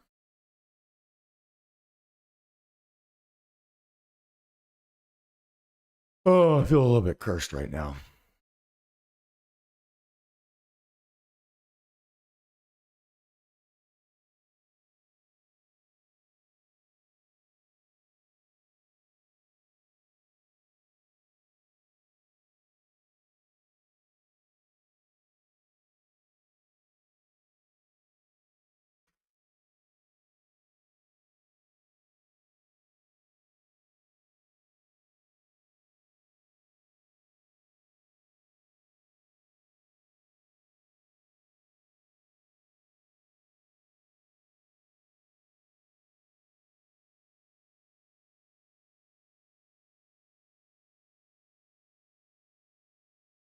I don't know what you see in CL here, Joe. I don't see what setup you're looking at, but I don't see anything there that looks particularly appealing.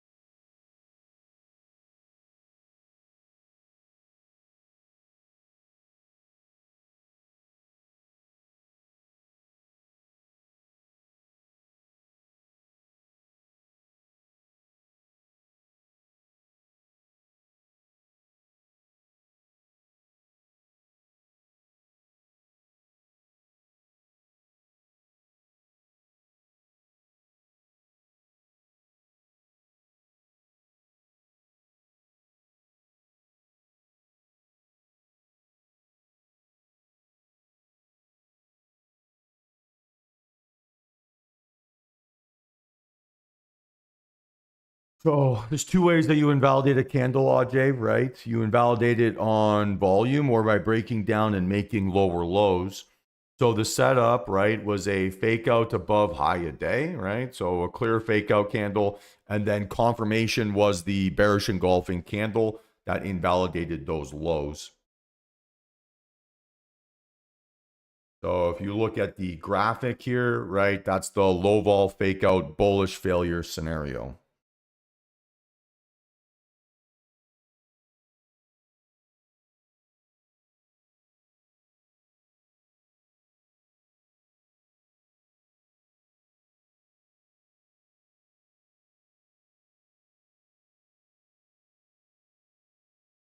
Well, on those two candles, right? If I was just playing a rejection off of this first one, then yeah, I would have needed that to be a bearish candle on increasing outlier volume.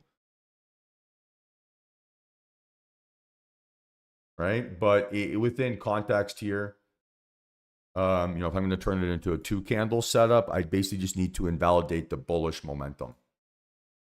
Right? So rejection candle, right? Fake out higher and then seeing evidence of bear stepping in. That's a reasonable confirmation. That's what you'd expect to occur post rejection, right? Or post fake out.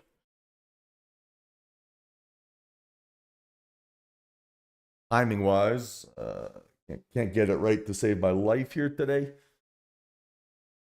A little bit at my wit's end with that, but that's the way she goes.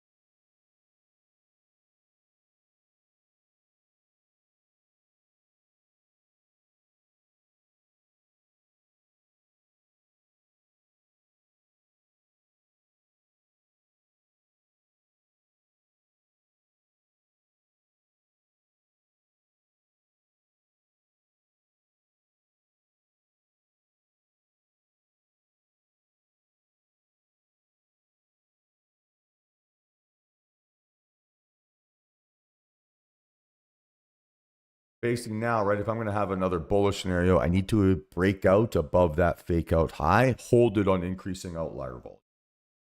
Otherwise, right, another rejection off of this area is a tradable signal here to the downside. I say that quite reluctantly.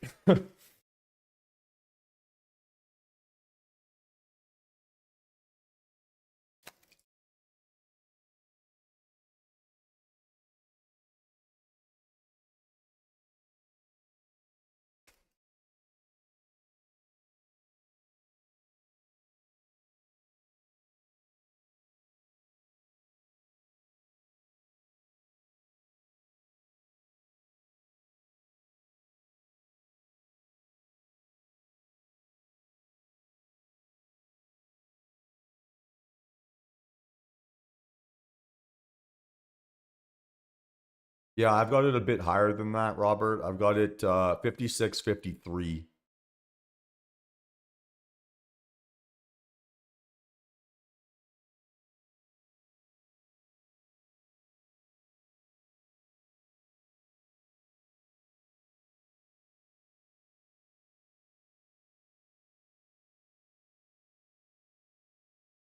Not enough volume on that candle, I would say.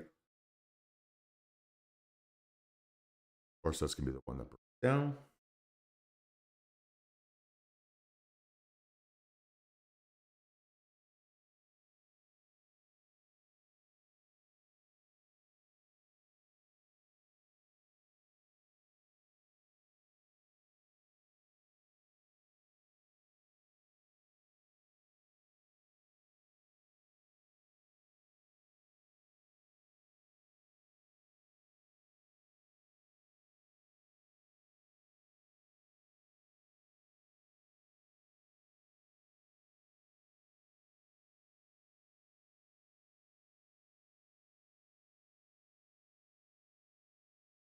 Again, right? Kind of another scenario. We got kind of get faked out. Like been a little bit early on all of the trades.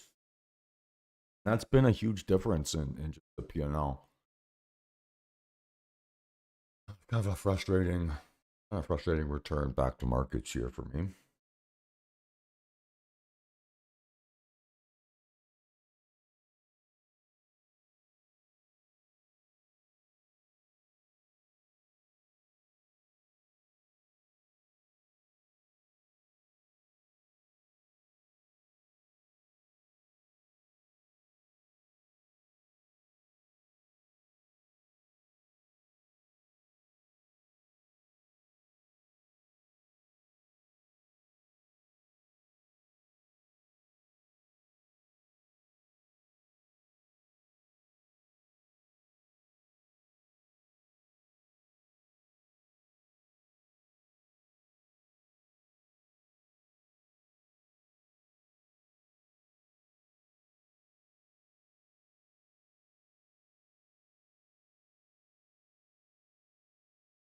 Problem with CL here, right? Probably not enough space to target high a day reasonably.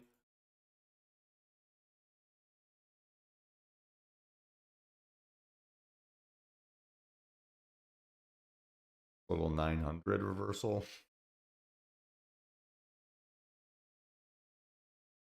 Ruthless if it is.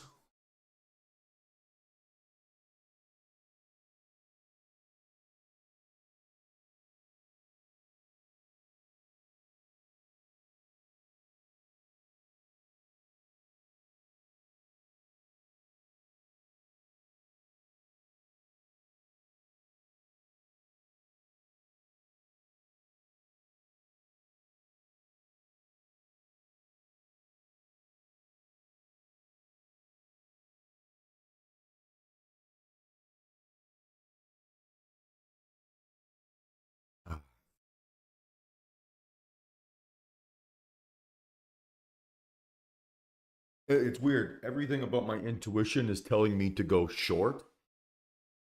Everything about my logical brain is telling me to sit and wait.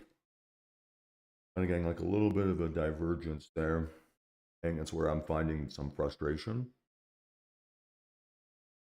My head and my heart are kind of diverging from each other.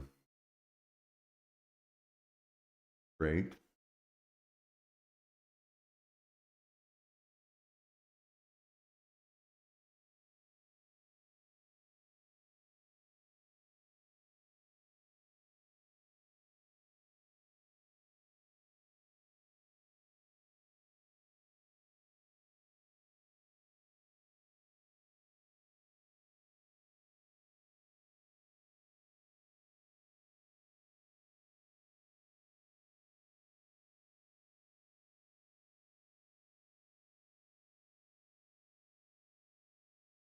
Oh, man.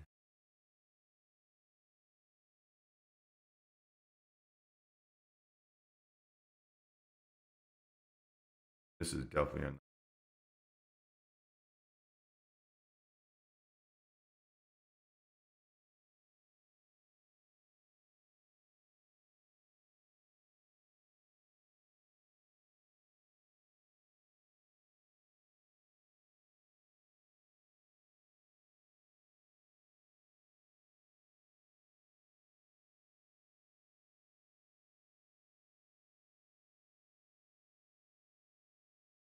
I'd be watching here a little bit.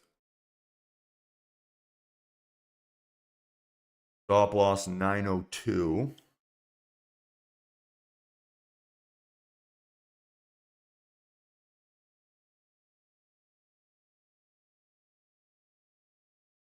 Too fast, far too fast. Good bounce. Even get a little bit higher here again. Sounds good, man. G, have a great day.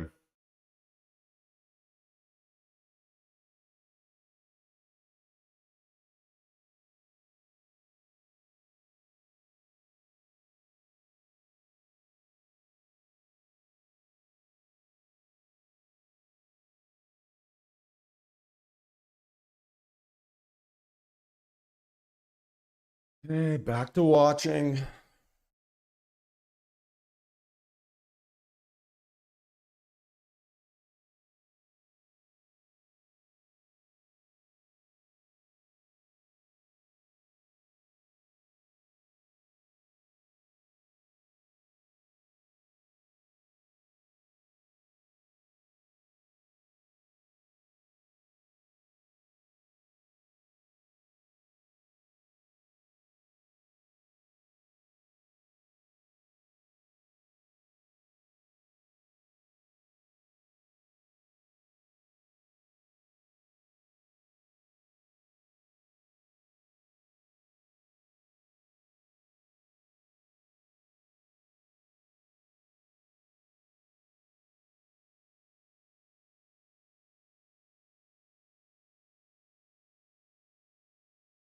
Okay, watching still very closely.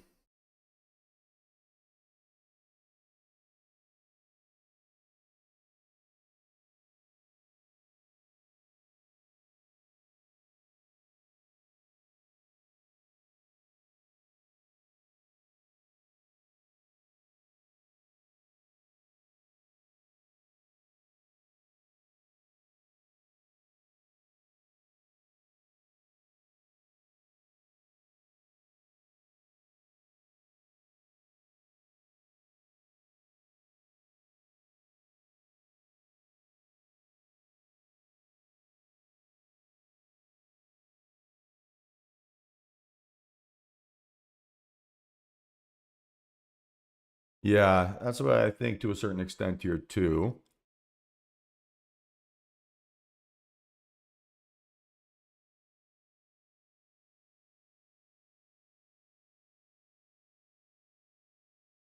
Keeps just finding support right off of that area. So stop loss would be 899.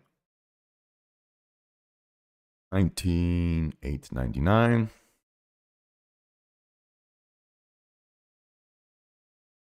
Six points of risk.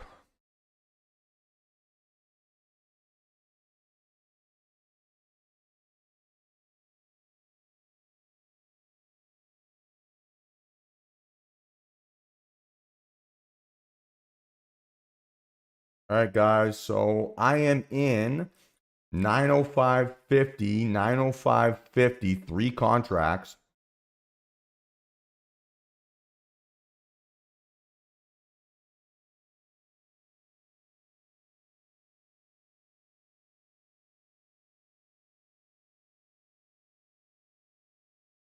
Okay, here we go. Let's see if this thing can really break out.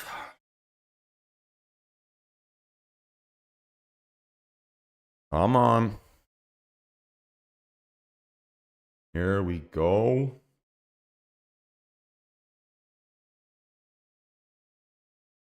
Keep pushing, baby. Keep pushing. Will not let this go red here. Average price 905.50.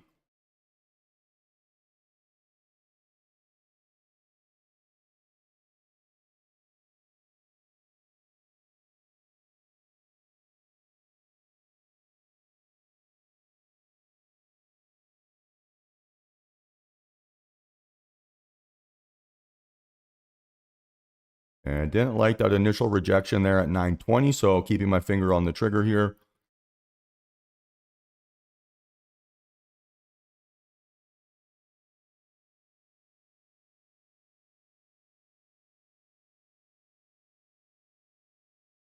Come on.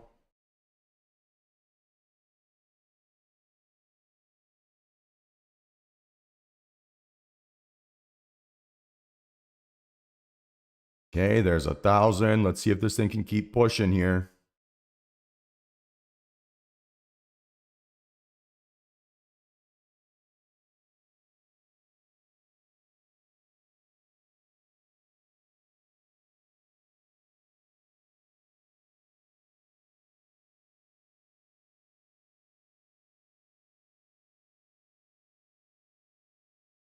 Come on.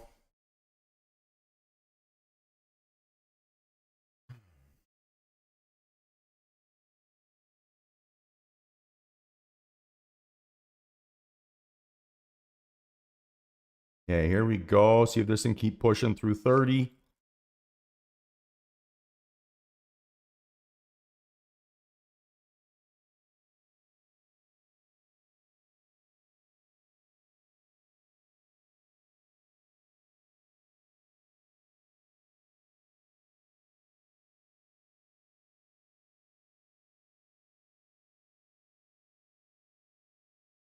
Come on, keep going, keep going.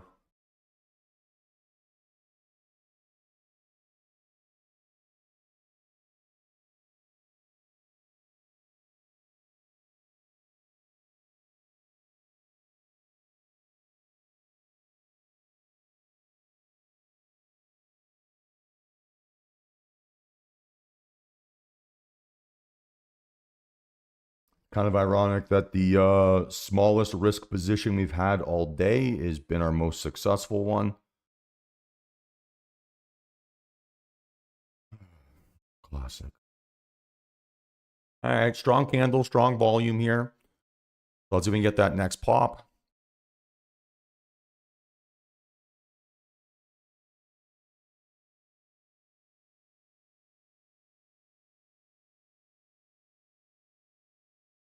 Come on, you got this.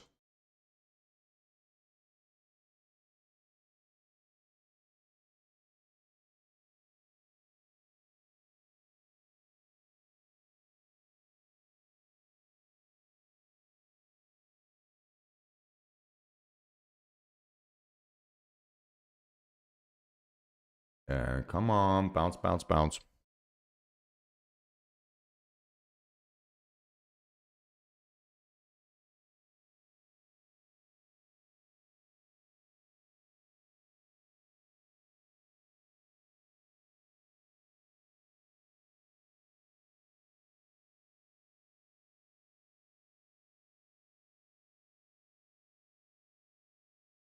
Got to get back up over 920 here.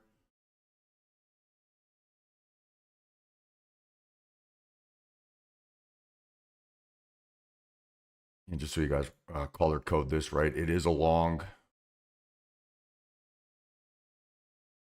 Oh, come on.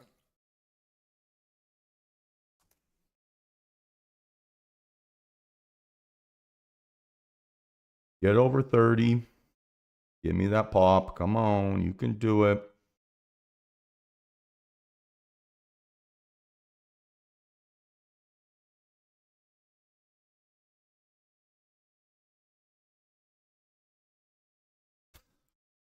What a bullshit day.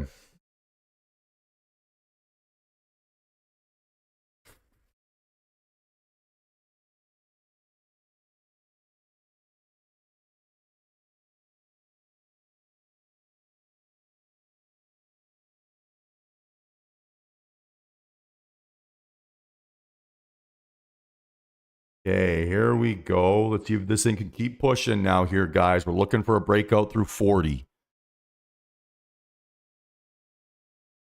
Starting to really move for us now, right? This is almost 2,300 bucks.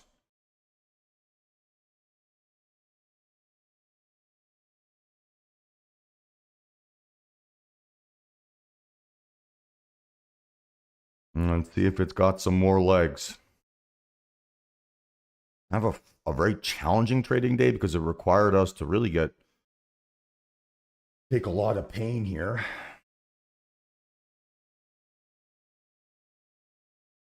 But that's a breakout through high of day. Let's see if it can hold.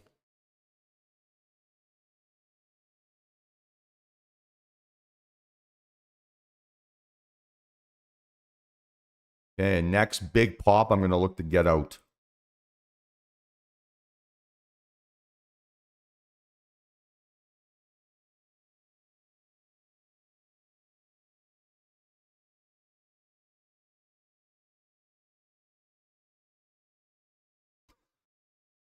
Oh, this game is so weird.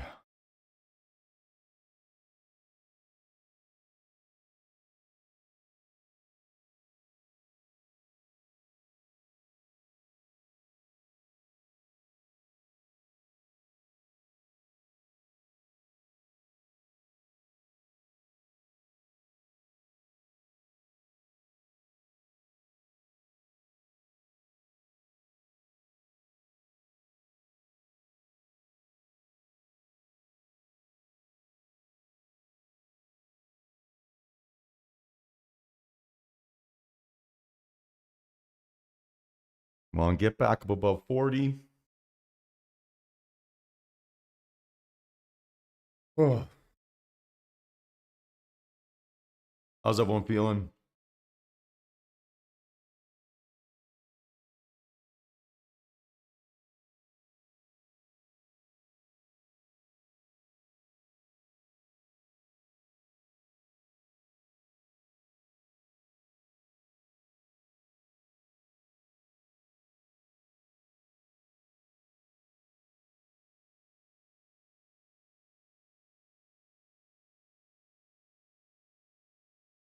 Everyone feeling good? Yeah, feeling better?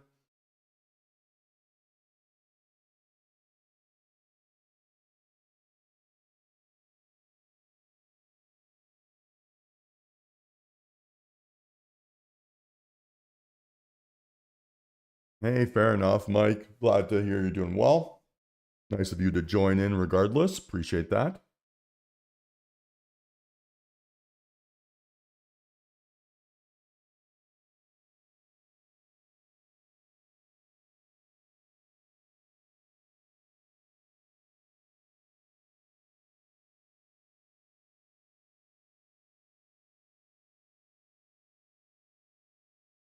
Hey, come on. Close above 40. That would be beautiful.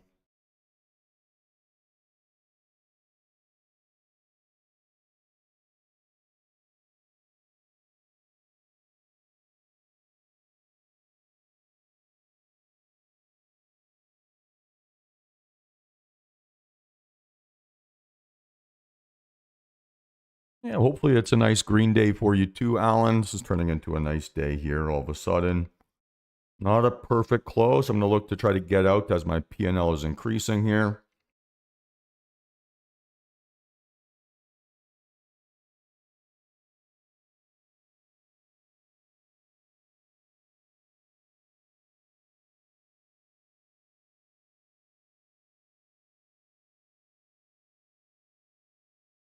Okay, watching closely. Get up above 40. Give me a pop above 40 and I can get a great exit. Maybe not.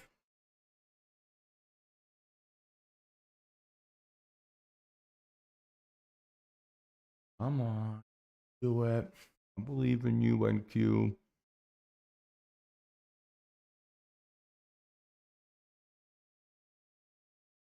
I'm so paranoid of it flushing on me.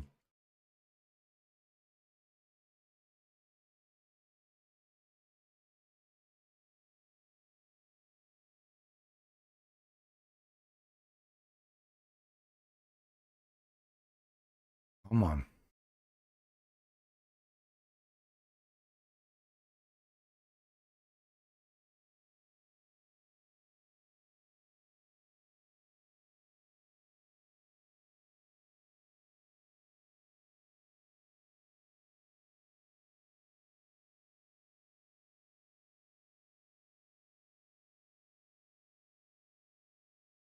Okay, guys, I have closed this trade at let's see here. 33.75, 33.75. Puts me into green on the day. Very challenging green day, though. Very, very challenging. And probably a little bit early. Damned if you do, damned if you don't. This is your exit here now, right? If you didn't get out.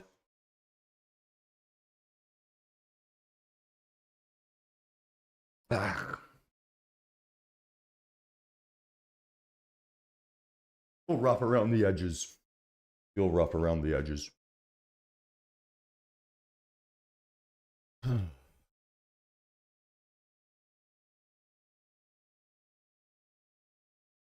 But okay, 337.92 here on the day.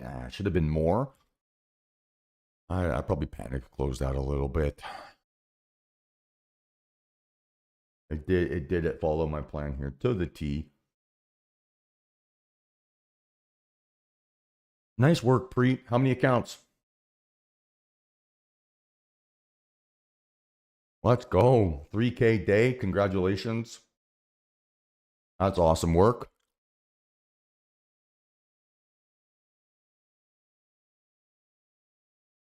Yeah. The torture.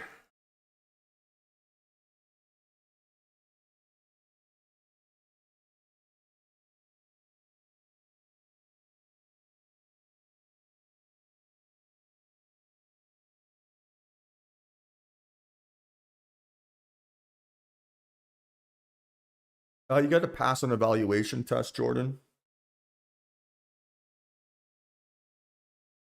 If you reach out to your advisor, they'll help you get set up.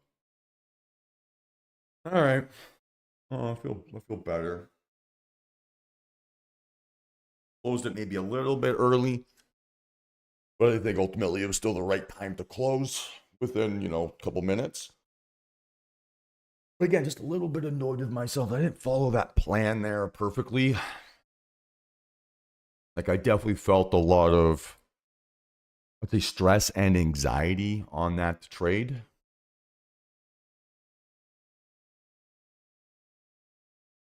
Well, it'll be a little bit different if you're trading this in your personal account. I bought 3 contracts. So the margin required to trade 3 contracts in your personal account would be, $60,000. You would need to have that much kind of liquidity, give or take. If you were to trade this with prop firms, you would need far, far less. You need, 10% of that.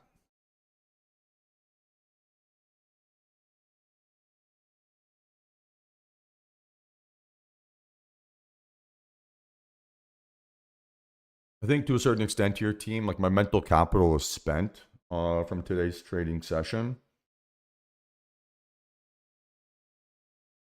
I think today is better than yesterday. I mean, undoubtedly, today is better than yesterday.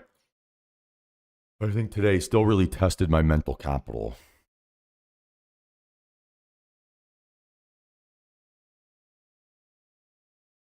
I think I have a couple trades I probably need to review and think about.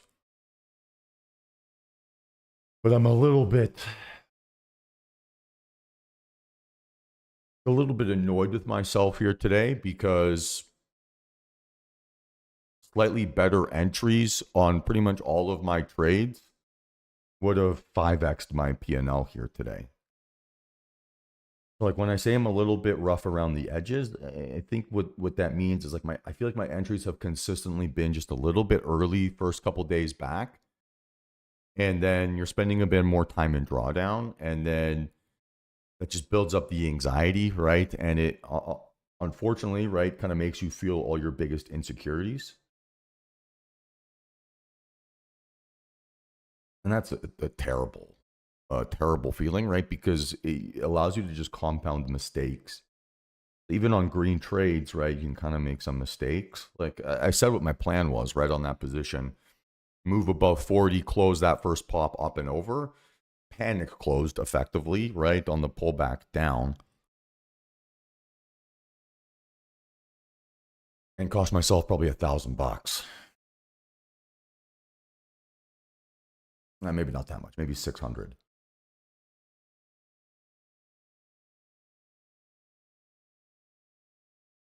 That's a big difference, right? That's a big difference of basically letting your head get in the way to a certain extent. And I've struggled with that a little bit here this week. Just not finding the correct balance of taking my best trades while also avoiding kind of obvious mistakes. I'm feeling maybe just still a bit of self-imposed pressure on myself to trade and trade well. Feel like I can catch up, right, on the missed action last week. And I do think it's kind of rearing its ugly head here just a little bit. So I'm a tad annoyed with myself within that context. Because like my own limiting beliefs here are costing me money. Costing me a lot of money.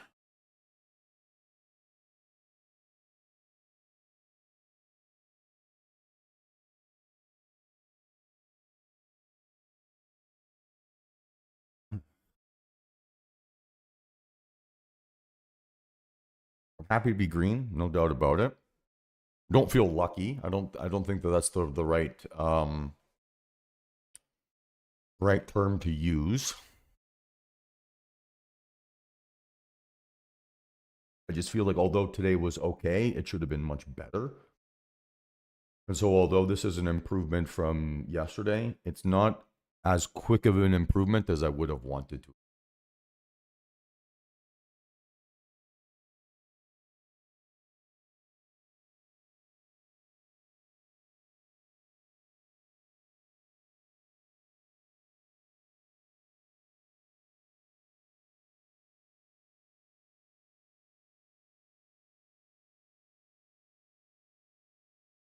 Yeah, everything's kind of pushing. We've broken out above those previous highs. Good volume here too. NQ continues to still be the better setup.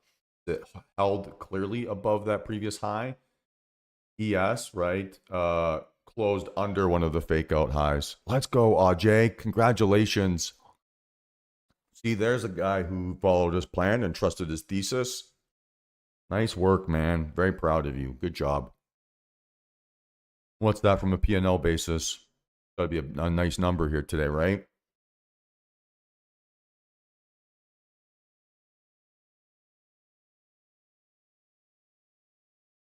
Let's go, man. Congratulations.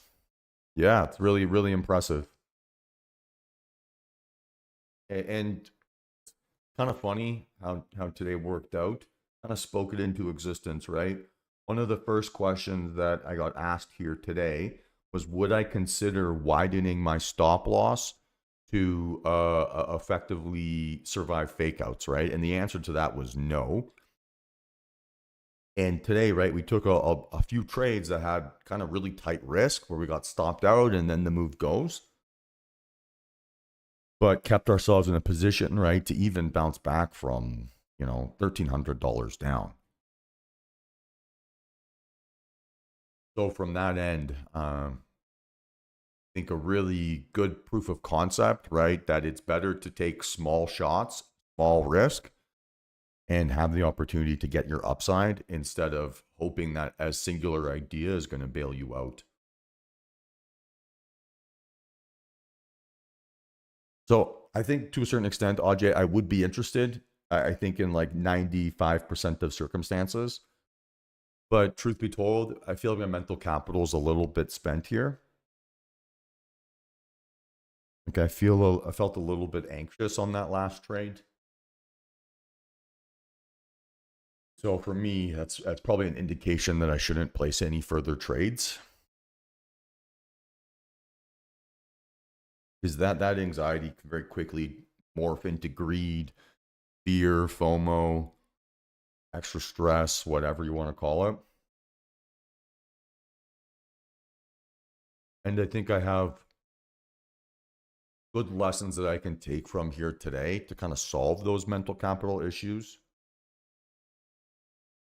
and to like replenish those mental capital stores. Shouldn't call them issues, probably not. And so I'm kind of in a situation where it's like the result is okay here today, but I feel kind of crappy about my process. And so I want to improve. I need to make that process improvement, make that reflection, or willing to take that extra trade. So kind of, yeah, kind of limiting myself here on purpose and kind of protecting myself from the worst version. Because I am happy to be, all things considered, I'm fighting. But by the time I got to kind of like the 13th fighting analogy going, I'd say I got to the 10th round, right? Or the championship rounds in UFC.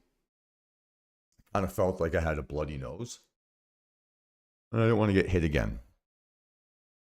And so I think all that hard work to get up to a green day and now to give that back because I want to make more money, the risk of losing that and going red is probably greater than the benefit of making an extra $500.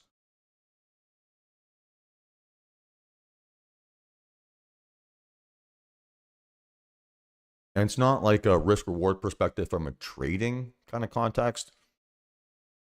Because, setups work, whatever X percentage, and they kind of accomplish what they accomplish. They're just a numbers game. But the cost, right, of being wrong here and just the hit that it would take on my mental capital, that would push me from being stoic, Mike, and kind of still being calm and in control to the guy who's an asshole. And I'm not really interested in sharing that individual with you guys. I think it's always really unprofessional when I get to that point. So for me, it's about being proactive, not reactive here, and just make that outcome impossible.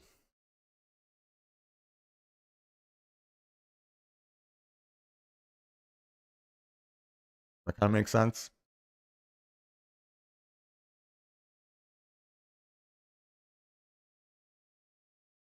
So I think that there is still opportunities out there.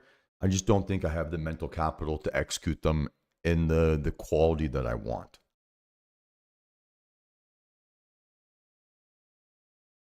Is that fair?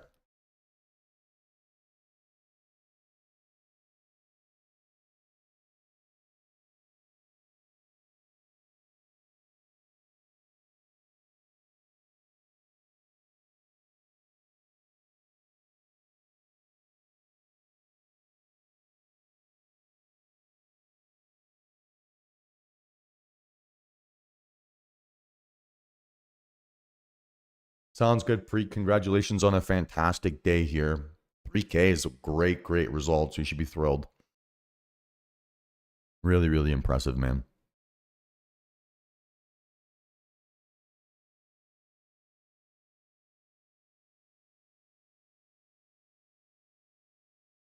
I love to see the team doing well here because on a day like today, when we still are successful, that's like the best proof of concept day ever. And we don't have to deal with this stress here now, right? Like the feeling of getting stopped out here. Man, that would have sucked. So team, any questions here? Anything I can help you guys with? I'm not going to stick around for too much longer. Gonna yeah, kind of just go for a hike or something.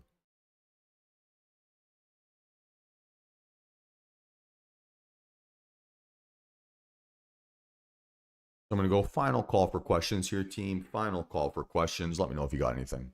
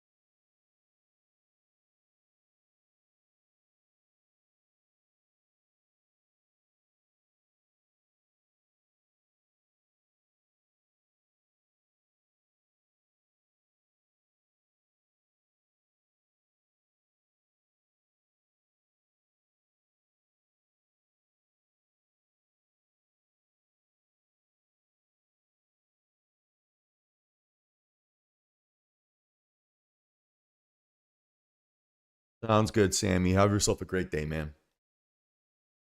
Any other questions here, team? Any other questions?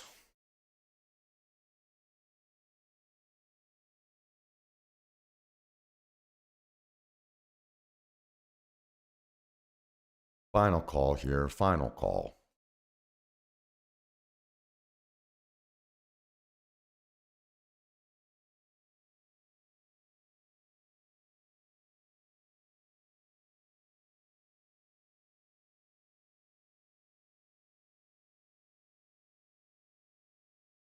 All right, team. Well, if no further questions, I'm going to kill the stream here for the day.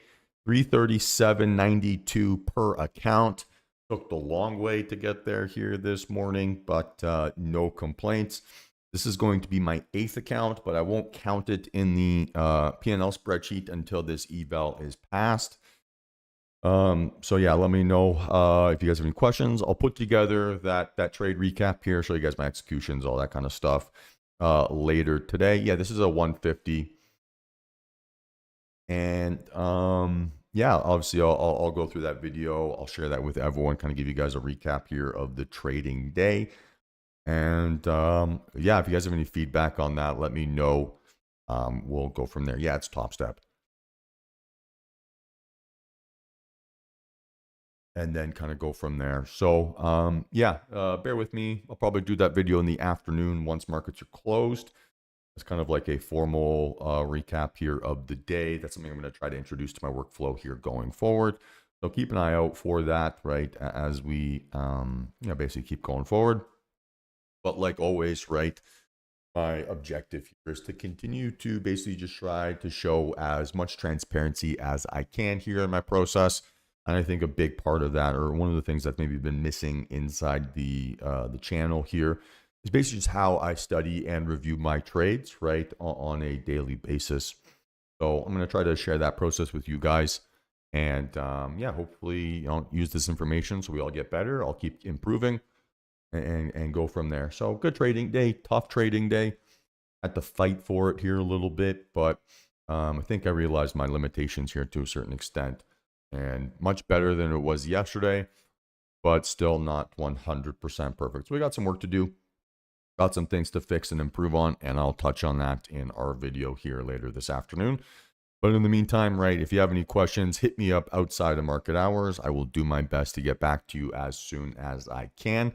And have yourselves a great and wonderful afternoon.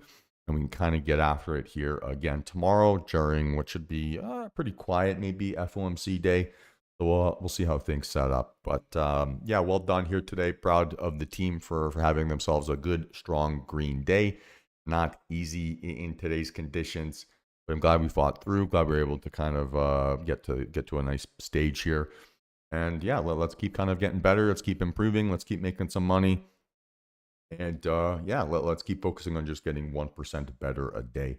Definitely got 1% better here today relative to yesterday. And yeah, another 1% change, right? And it's going to be a pretty dramatic increase here in P&L immediately. So same deal like always, team, right? If you have any questions, hit me up outside of hours, and I will do my best to get back to you as soon as I can. Otherwise, have yourselves a great rest of the day. Talk soon, and I'll see you guys in the stream tomorrow. Peace.